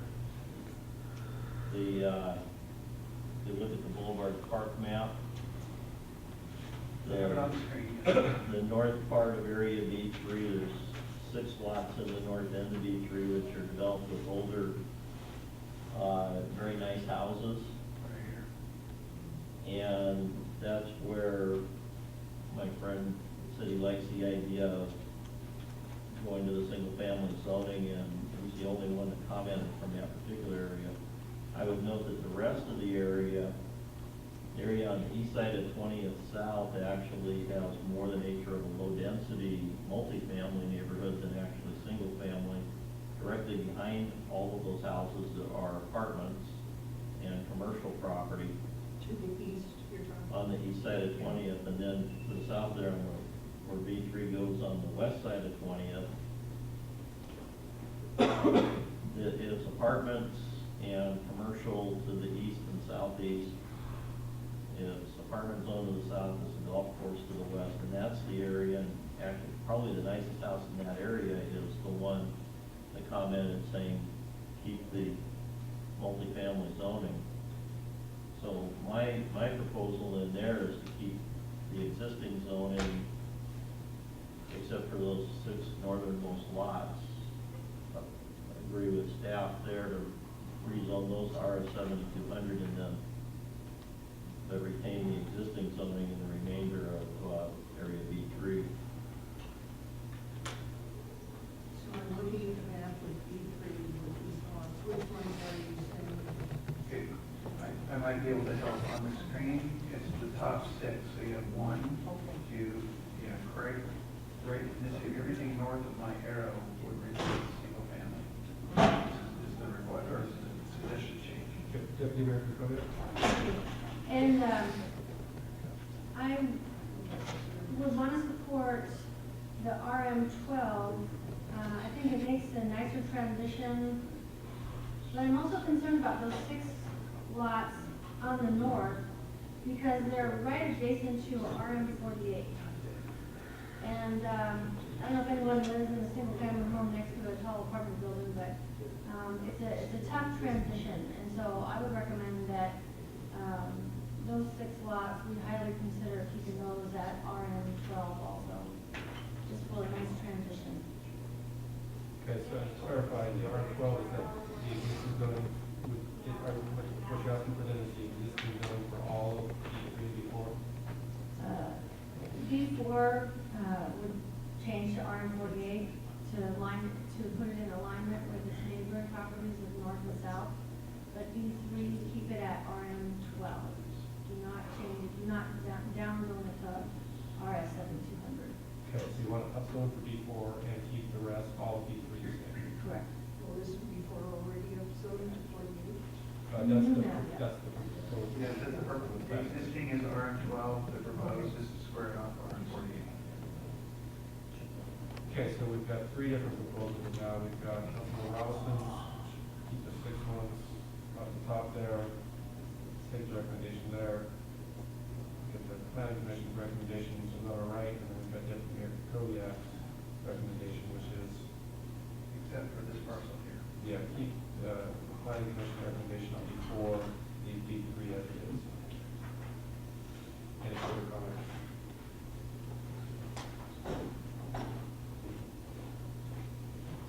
So confused also, or Councilmember Wilson. Councilman Reddick. I guess I have a question. We're looking at one policy to preserve single-family residents, but we're also looking at transition zones. It's kind of a challenge to have single-family residents next to R48 and R18, and not even have the R12 in there. Yes, there's many moving moving parts, to come, to maybe assist the council in by having, sometimes having multifamily helps you achieve your housing capacity as well. So there's a lot of moving parts to these things. We were trying to respect comments we heard while also trying to respect some of the existing policy in the comprehensive plan. So we're trying to balance all these moving out and trying to make all these moving parts work. So. Councilmember Ross. Yeah, I just wanted to comment again that there's a significant difference. I've driven through that neighborhood a couple times specifically to look at the land use there, and there's a significant difference between those lots on the north end and the rest of the property. Lots on the north end are large lots, large houses built in the 30s, well maintained, and no apparent inclination towards changing the use on those. To the south, there's some nice houses, some older houses that apparently are being held for future redevelopment. And then there's, like I mentioned before, one of the nicer houses in the area is the one actually owned by the person who commented who wants to redevelop the property. So that's why I'm suggesting go with the staff recommendation on the north part and the other on the south part. And as far as the transition goes, the transition is into the golf course. So I'm not sure if lower density apartments would make a difference there. It's not that that north area would be redeveloped into lower density apartments anytime soon anyway. Thank you. So just following up on Councilmember Robinson's discussion. So help me with what's in the B4 area in that RM48. It looks like there are no existing buildings there right now, but I'm not sure. So it sounds like you're familiar with the I site. think B4 is an existing apartment building. Okay.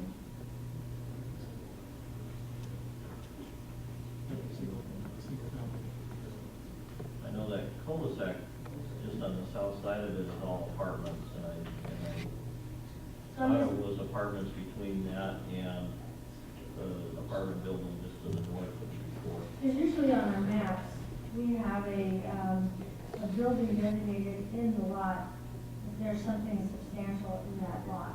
So going to my chart, which is the Boulevard Park chart, it does say that the existing parcel is developed with single-family residence. In B4.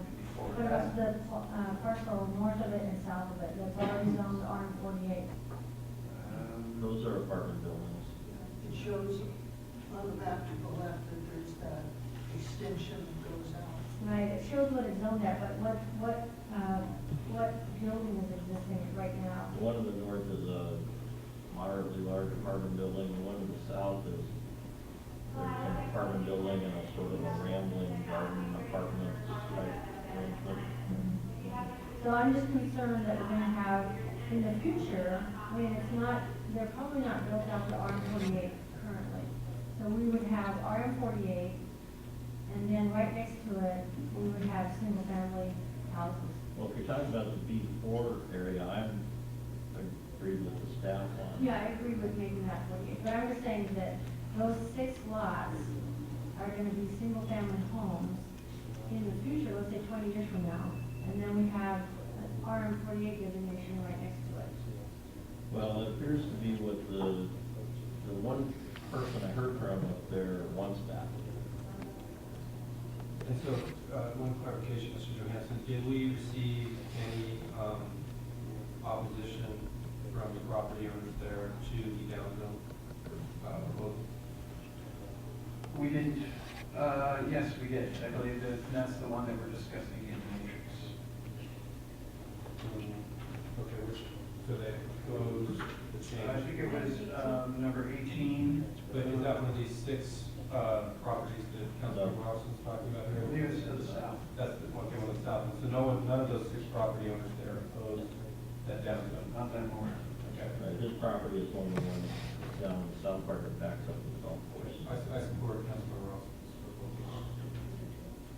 Okay, so we've got 1, 2, 3 for Councilmember Robinson's proposal, 4, enough. Yeah, And 5, 6. Okay, so is that direction, the direction on this one you need? Correct. Complicated. Yeah, I was thinking about it. The remaining items on the comments you've discussed. Okay, so that brings it to the end of it? Yes. So you have one open item? One open item, correct. It's been reserved officially by Councilmember Robinson. Yes. Yeah, so, okay, so, Well, I have one more And I have one. sure. app item I wanted to talk about. Sure, so, it is, so, I think we've got two more, three more, so, Councilmember Robinson. Okay, on B16, the proposal is to downzone that to single family from RM12, right? Correct. And what caught my attention was the comment that ADUs are allowed. Well, the ADU only helps if the owner lives in the property. The ADU doesn't fix the problem with a non-conforming duplex. And I drove by, and I know when we talked, you commented that you thought maybe only one of those was actually being used as duplex. And I drove by there, it looks to me like most of them were being used as duplexes. Most of the houses right along there. And I would note that the property across the street is, it's zoned RM12, is dominated, it's developed with either duplexes or fourplexes. Yeah, B16, when these maps were put together, we used the assessor records. So they weren't showing uses as duplexes. There might have been one, and that hence you see the comment. So again, we're trying to respect the residential nature of the area. And we agree, the area to the northwest is going to remain R12. Northeast. Excuse me, sorry, northeast. Across Military Road there. Okay, Well, think about it for a second. we while you're at it. did we get any comment from property owners there about that? Not that I'm aware of. Okay. I wanted to bring that up, but without anything from the property owners there, I'm not gonna propose that we go against the staff recommendation. Yes, Deputy Mayor, go ahead. Thank you. We haven't looked at the First Avenue map yet. So I just was wondering if you could tell me about C1 and C2 and how we're adjusting the zoning boundary. What's involved in it? Okay, C2 is mainly aligning the boundary with the actual property line. So the existing zoning boundary in this case is you can see it straight on the left, which is the existing zoning. On the right is angled, but that is actually the property line. So the property line goes that far out, it's like a peninsula. Yeah, it actually has that angle, so all we're doing is matching the property with the zoning. I see. And I believe that's the same with C1, I'm gonna check my notes.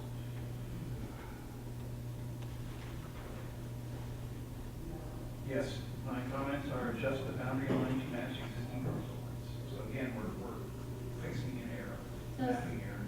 See, well, I don't have the luxury of having the existing zoning, I just was working off of the proposed zoning.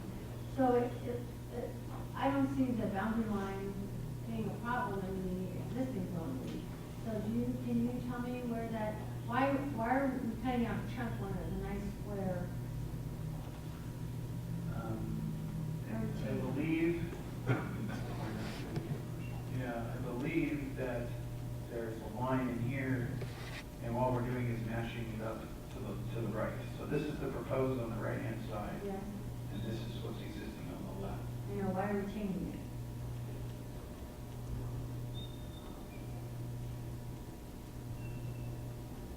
On the map, it was, I'll have to look into that a little bit more. So both C1 and C2 are just like, Yeah, well, C2, I'm more familiar with. okay, and I have a hard time seeing that, so that'd be great if you could follow up and get more information on that next time. Absolutely. Thank you.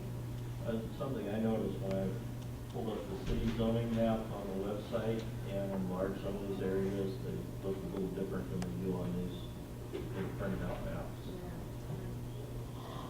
Okay, Councilmember Block. Thank you, Mr. Mayor. Well,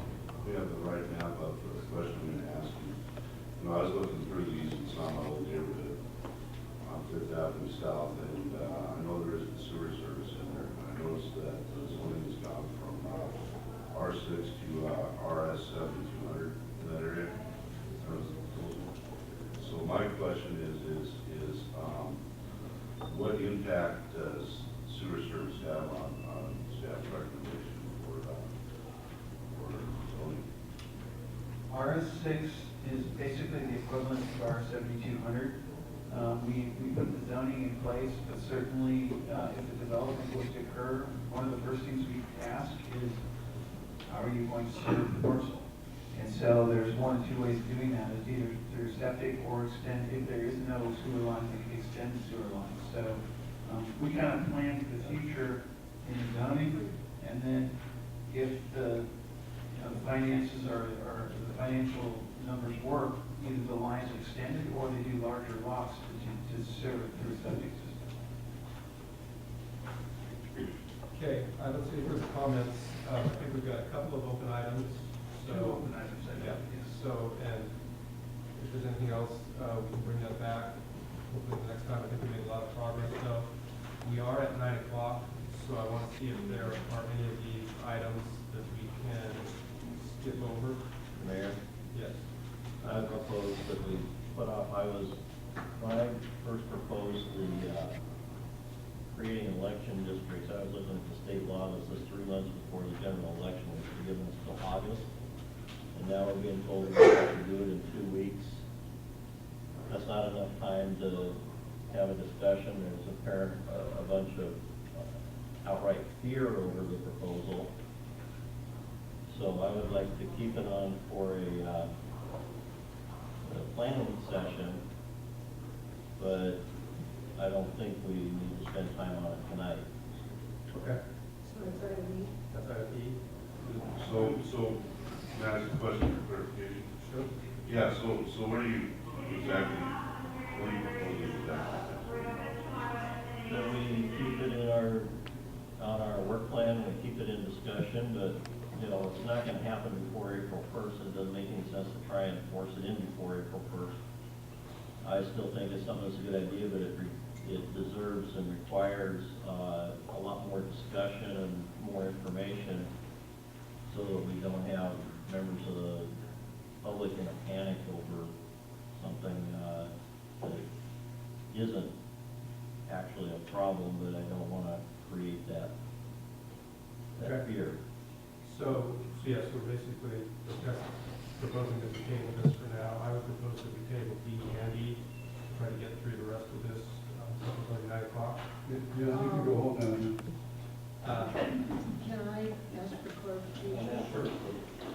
This has been, the review of revisions to the city council policy and procedures has been on the agenda forever.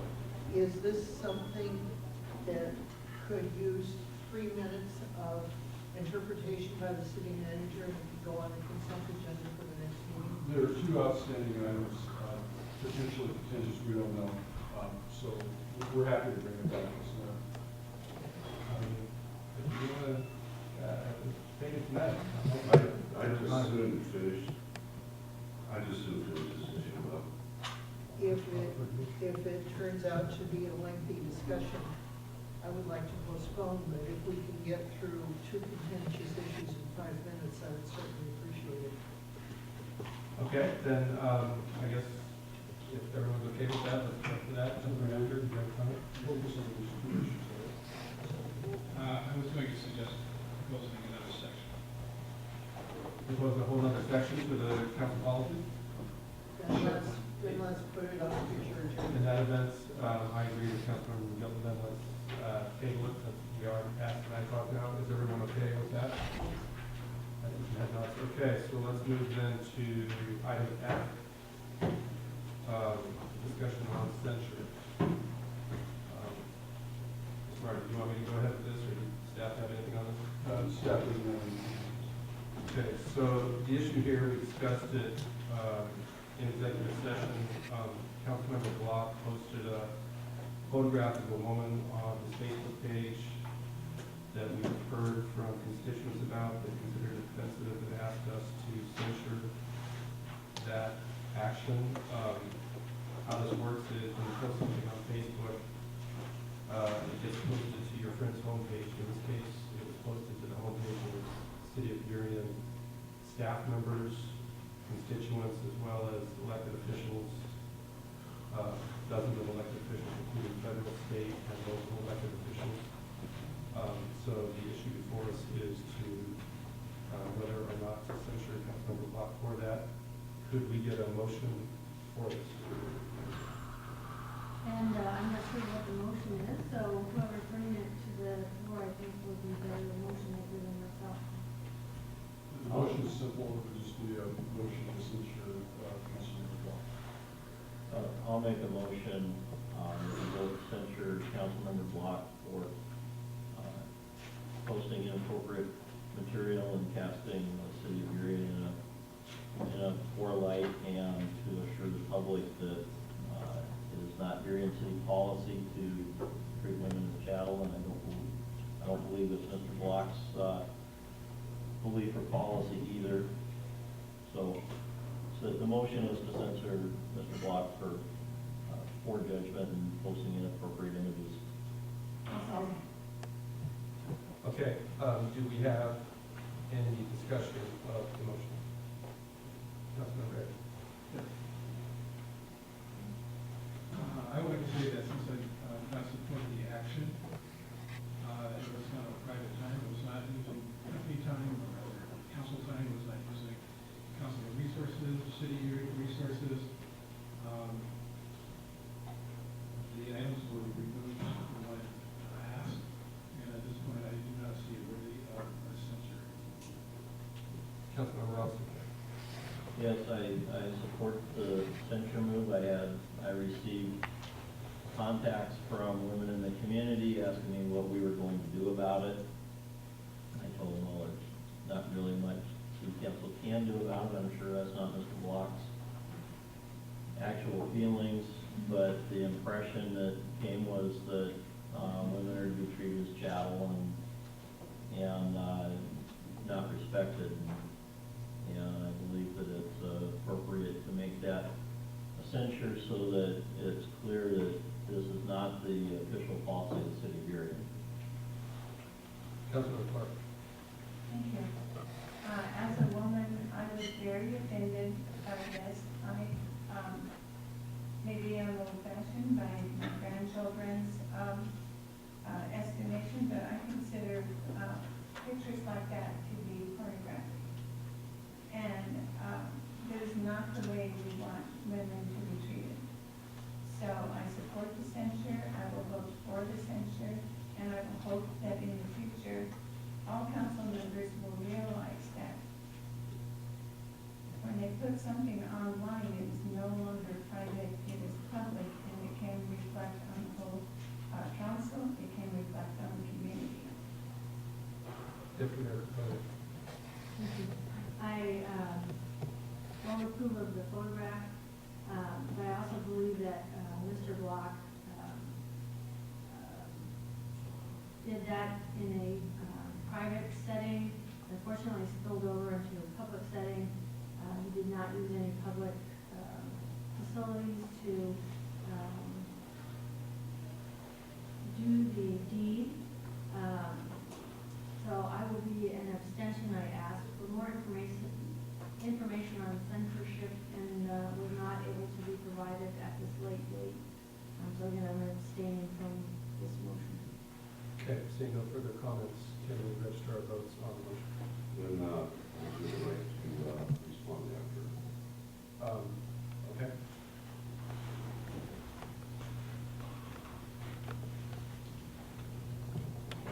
So I guess you are abstentions, so I guess we have 4 yeses and 3 abstentions.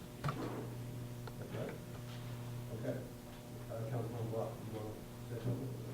Yeah, first of all, I want to say that I've seen, because I didn't think it was appropriate to do that since I was the subject of the issue.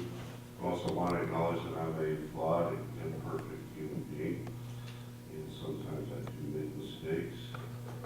It was 5 a.m. on Christmas Day when I posted that picture. When I came back online on the 27th, I noticed that there was 3 people that were complaining about that, so I told the post. As those of us who are familiar Facebook. No, there are opportunities if somebody wishes to complain about a post. I received no notice from Facebook that anybody had. We always have the option, as Facebook users, to scroll past something we don't like. To be frank, I've seen far worse from other elected officials, and I have not heard from any elected officials complaining about my posting. For the record, I think it has been pointed out it was a PG at best rated photo. It was a photo of a woman in lingerie in front of a Christmas tree with Christmas decorations in front of her. So I think it's important to put it in proper context. There was a recent ad by Lover's Package of a woman in lingerie, frankly wearing less than what I posted. That went to everybody's mailbox. I want to point to the bronze statue that was in the public art space a couple years ago of a nude woman squatting. David's Michelangelo, which is always cited as fine art, of a nude teenage boy. And the reason why I put that is not to state that what I posted was art, was someone considered to be, but to state that these items and concerns are subjective. And I felt that since she was told that it wasn't an issue, I realize that there are those who disagree with me. I respect that opinion. I think it's also important to note that politics, I feel, is involved with this. It's important to note that Mayor Bennett, in an earlier letter from Mike Martin and Mr. Knudsen, had stated, it was out here,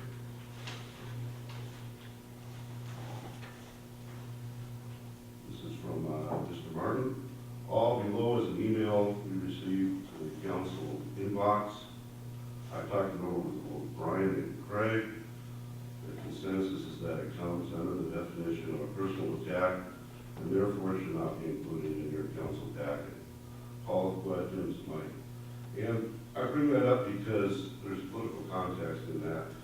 And right before Mayor Bennett had made his motion for censure, I had made a motion asking for us to do a responsible thing as an organization and explore having a succession plan for our city manager in the event that he should resign or be asked to leave. I think that's a responsible thing for every organization to have.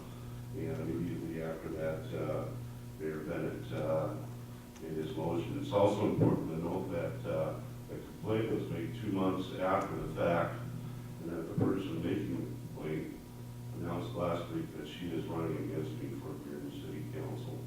So I think it's important to note that there's a political part in this.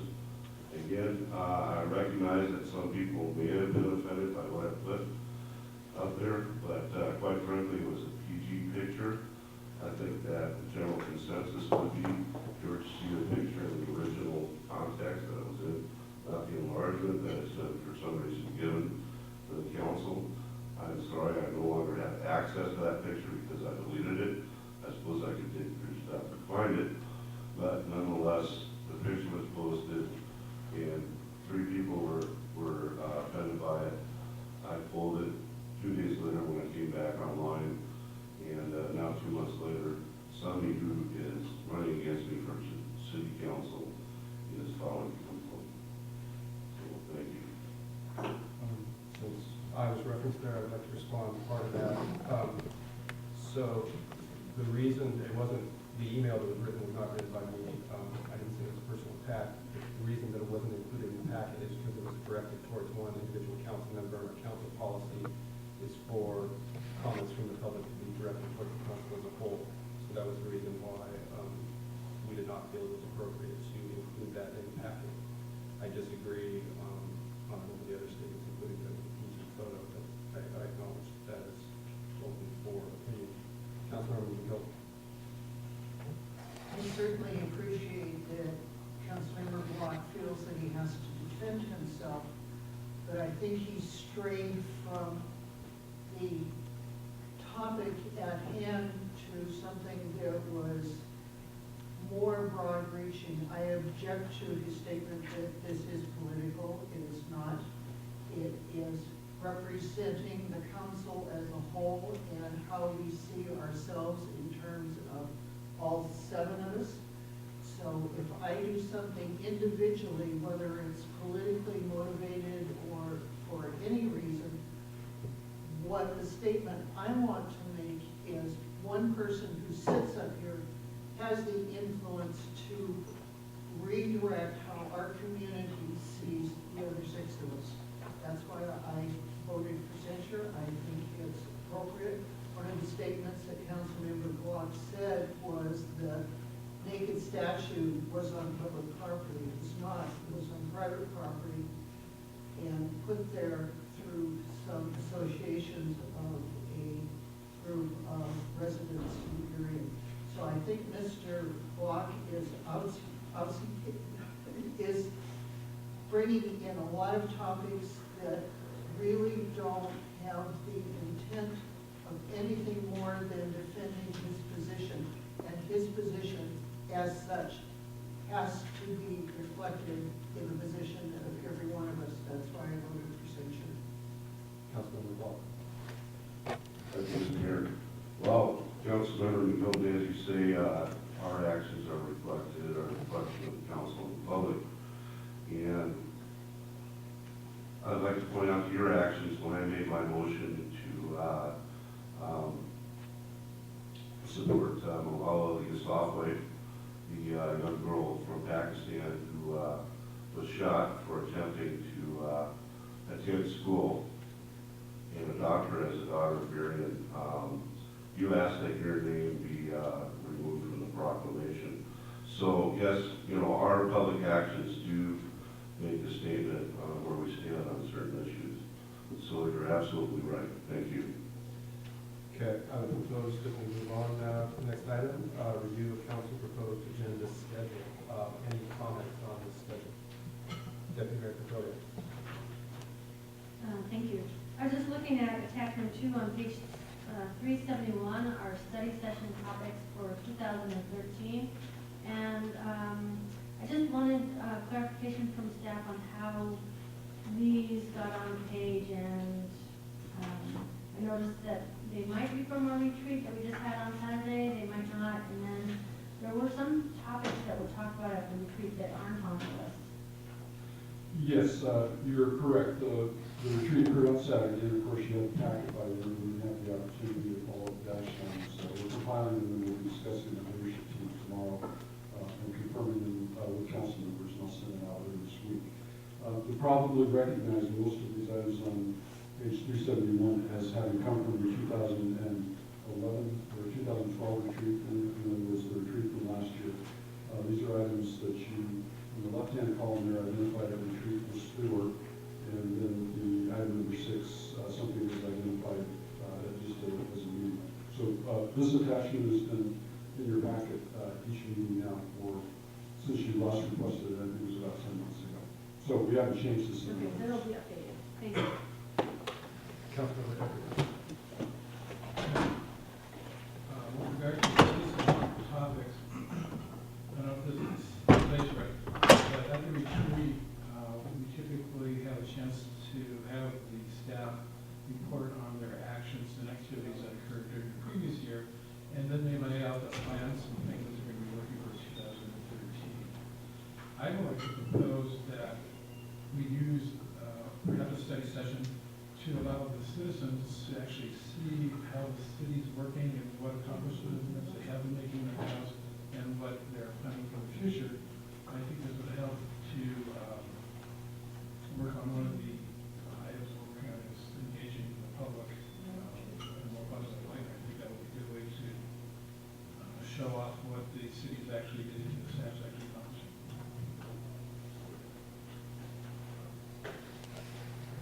Councilmember Block.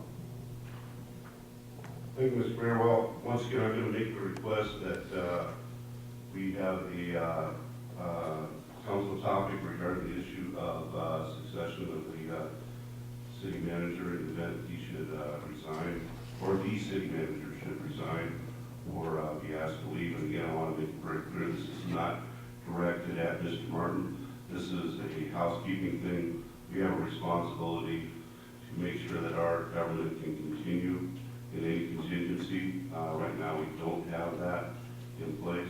So again, I'm going to request this item. Last time I requested it, I was told that we would take it up at the retreat.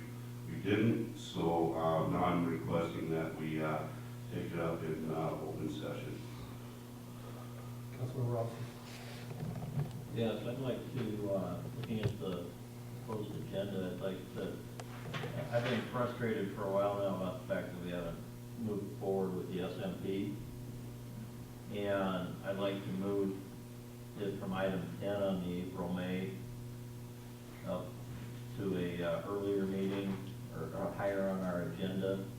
I don't know if that's appropriate for the March 25th study session or not, but, and then number 14, which is a public hearing on it, and then presumably after that there'd be a vote on it at some point. I'd like to move those things farther up our agenda.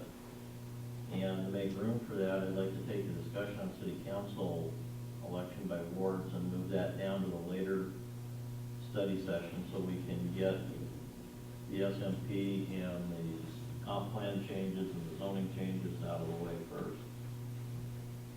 Okay, so one question on that. So the next meeting is the study session, right? So we won't be really, so are you proposing that we add something earlier to next week's study session in order to move that election by wards? Well, can we put the SMP on the study session?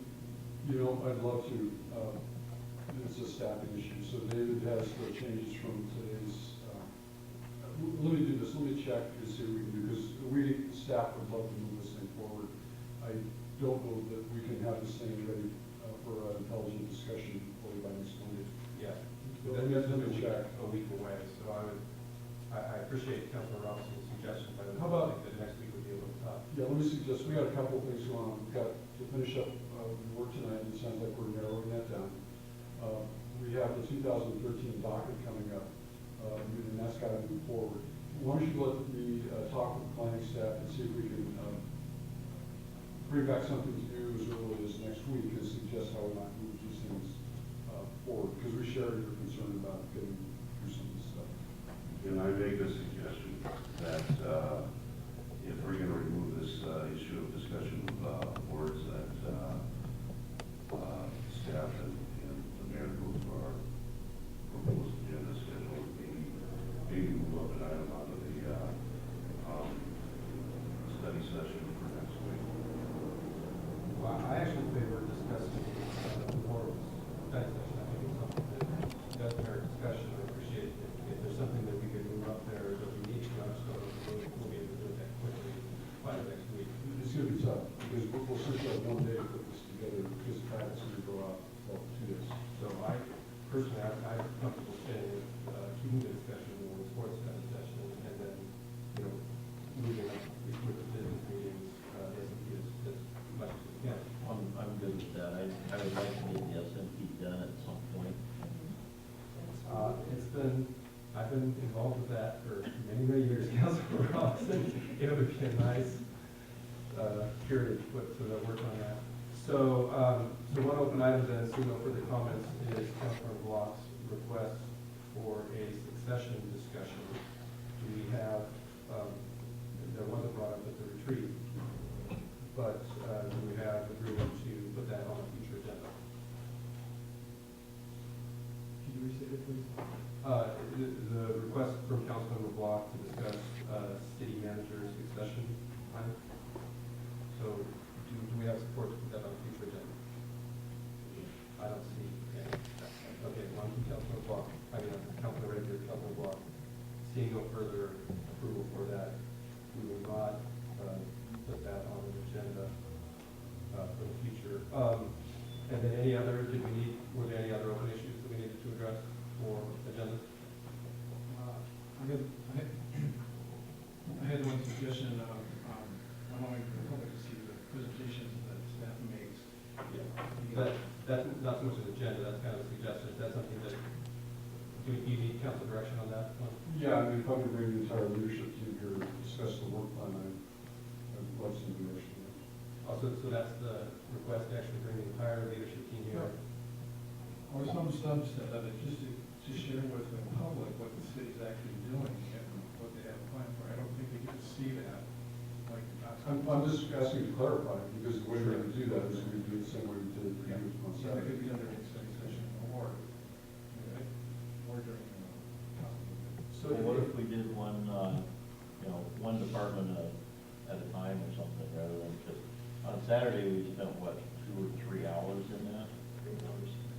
I mean, I appreciate Councilman Redner's request very much, but my concern is, I mean, we have a number of items we want to move forward, but right now would take that time. So one question I have is if the public wants a copy of that work plan, I assume that's a publicly available document. Yes. Is that available on the website? I don't know, it's not what we have in person. Would that be a potential interim solution? I prefer that the citizens actually get a chance to hear council talk, or the staff talk, rather than just sitting in a pile of paper. Sure. My sense is they probably wouldn't get the same benefit. Yeah, and And I agree that we could split it up into smaller chunks. yeah, so I guess personally, I mean, I think that it's wonderful for everyone to know everything, but I would acknowledge though that the retreat itself was a public meeting that anyone could attend, and so just rehashing that and taking into account the time, I think would be a bit of a burden. It may not be necessarily to rehash what we've seen in the past, but I think it might be something we'd like to consider in the future. Sure. For making the public, making that connection between what the staff does and what the public sees. And I know what I would agree is if we have extra time for meeting, I think it would be wonderful potentially to set up a topic or something. Councilmember Gilbert. I'm concerned that if we take time to do that, we're redirecting our energies and efforts away from policymaking. I agree that there's probably a handful of folks that are following what we do and implementing the policy, and it would be worthwhile for those folks to be able to have access to it. I suggest that maybe we put the approved work plan on the back table for several months so that anybody who comes to meetings can pick it up and look at it. If they have any questions, we would be available either by email or by telephone to give our impression of what the work items are. But what we did Saturday was set policy. And unless it's a policy discussion, I'd rather we concentrate on much more important things at the dais. That's what it's like. Thank you. I followed the discussion with interest, and there may be a middle ground. We could have a video by department play on our channel 21. We have one that's playing right now about public safety with our Sergeant Tim and McLaughlin, answering a whole host of questions. We could do something on that order with each of our department heads, and then it could be circulating through Channel 21 at various times, giving people a much better opportunity to see and hear what the folks are doing. Okay, Mr. Martin? Yeah, I would be happy to talk to the leadership team to see what we can. Many of the items on the work plan actually do come back to council, and that's why they're on most of those calls and say, when to council. And many of them show up as city manager items. That said, why don't you let me talk with the leadership team and see if there's a way that we could bring salient issues in a very, 5 or 10 minute report, things that the residents might not know about what's happening. And I think we could probably do it fairly quickly and so let us talk about what we're back to an idea. Okay, as always, we'd like to be as deferential as possible to the staff time and all those responsibilities we all have. Councilmember Law. I just wanted to point out with all due respect to Councilman Clark, and I think that's a fine idea, we should move forward if possible, but not everyone has cable television in the city, so I think it's important to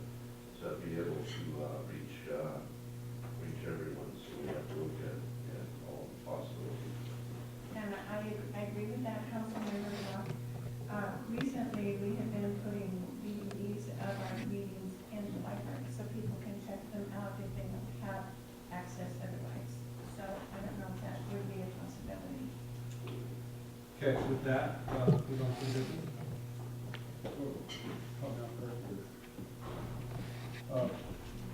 Given the hour, I was intending, I had some items marked that I'd be just as happy to answer any questions that council may have about some of this. Deputy Mayor, go ahead. Thank you. Just following up on our meeting minutes on page 56 on the written briefing that is a follow-up on the piece of property at 11416 26th Avenue South. And then citizens' comments tonight about the houses. Yep, we returned to you with a, we disagree in the main with virtually everything that was said there, and something that we don't understand. But we'll come back to you with a report that there's a little more semblance to reality. Okay, Councilmember Clark. Thank you, Mr. Mayor. Well, I have two items I'd like to bring up. First of all is Mr. Thompson's request about paratransit, about the him pointing out that the vehicles are too big to get to a lot of areas.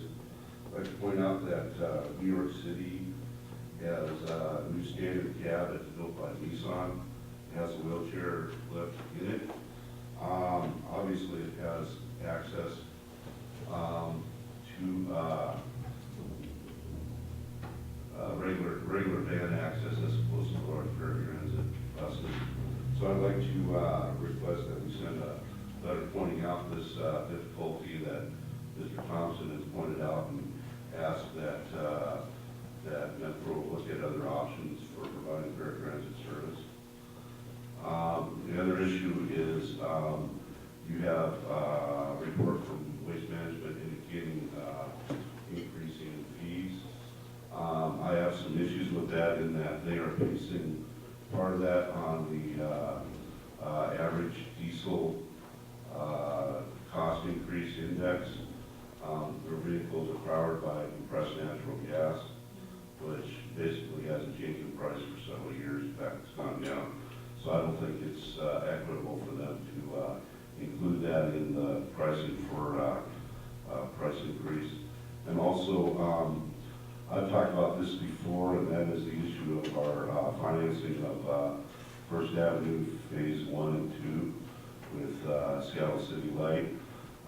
We received a report from Finance Director Krause that right now the average rate of the bonds is 5.1%. Last time I looked online at the rate for municipal bonds, 10-year bonds were at 2%, 5-year bonds were at 0.87%, and 1-year bonds were at 0.27%. What I am requesting is a brief outline of what it would entail for us to refinance those bonds. There's a potential with $11.5 million of bonds outstanding to save the taxpayers over $350,000 a year, and also to remove this burden as soon as possible. I want to point out there's been a lot of contention over the issue of this this increased fee for First Avenue. I want to point out that when we first passed this by council in 2005, we didn't have options such as a transportation benefit district. I think if this were to come before us now, it would be approached differently. In the interim, right now, we're looking at our taxpayers spending an excess amount of money more than they should for this bonding. And I'd like to have us at least begin to explore, to look at how we can refinance those bonds. Councilmember Edwards. Thank you. I have just two questions. Page 382, item D, the state auditor recommendation. What kind of audit will this be? We have an annual audit that's required by the state law. They assign an auditor to us, and they look at our books for any sort of material exceptions. It's the same as we had last year. It's a standard audit. They charge us $50,000 for it. We just went through one for every city goes through this. And the other item was on page 383, item K. Do you happen to know if you could find out if notifications have been sent to other service districts in the city concerning this permit? Yeah, you're referring to the Westmark development just off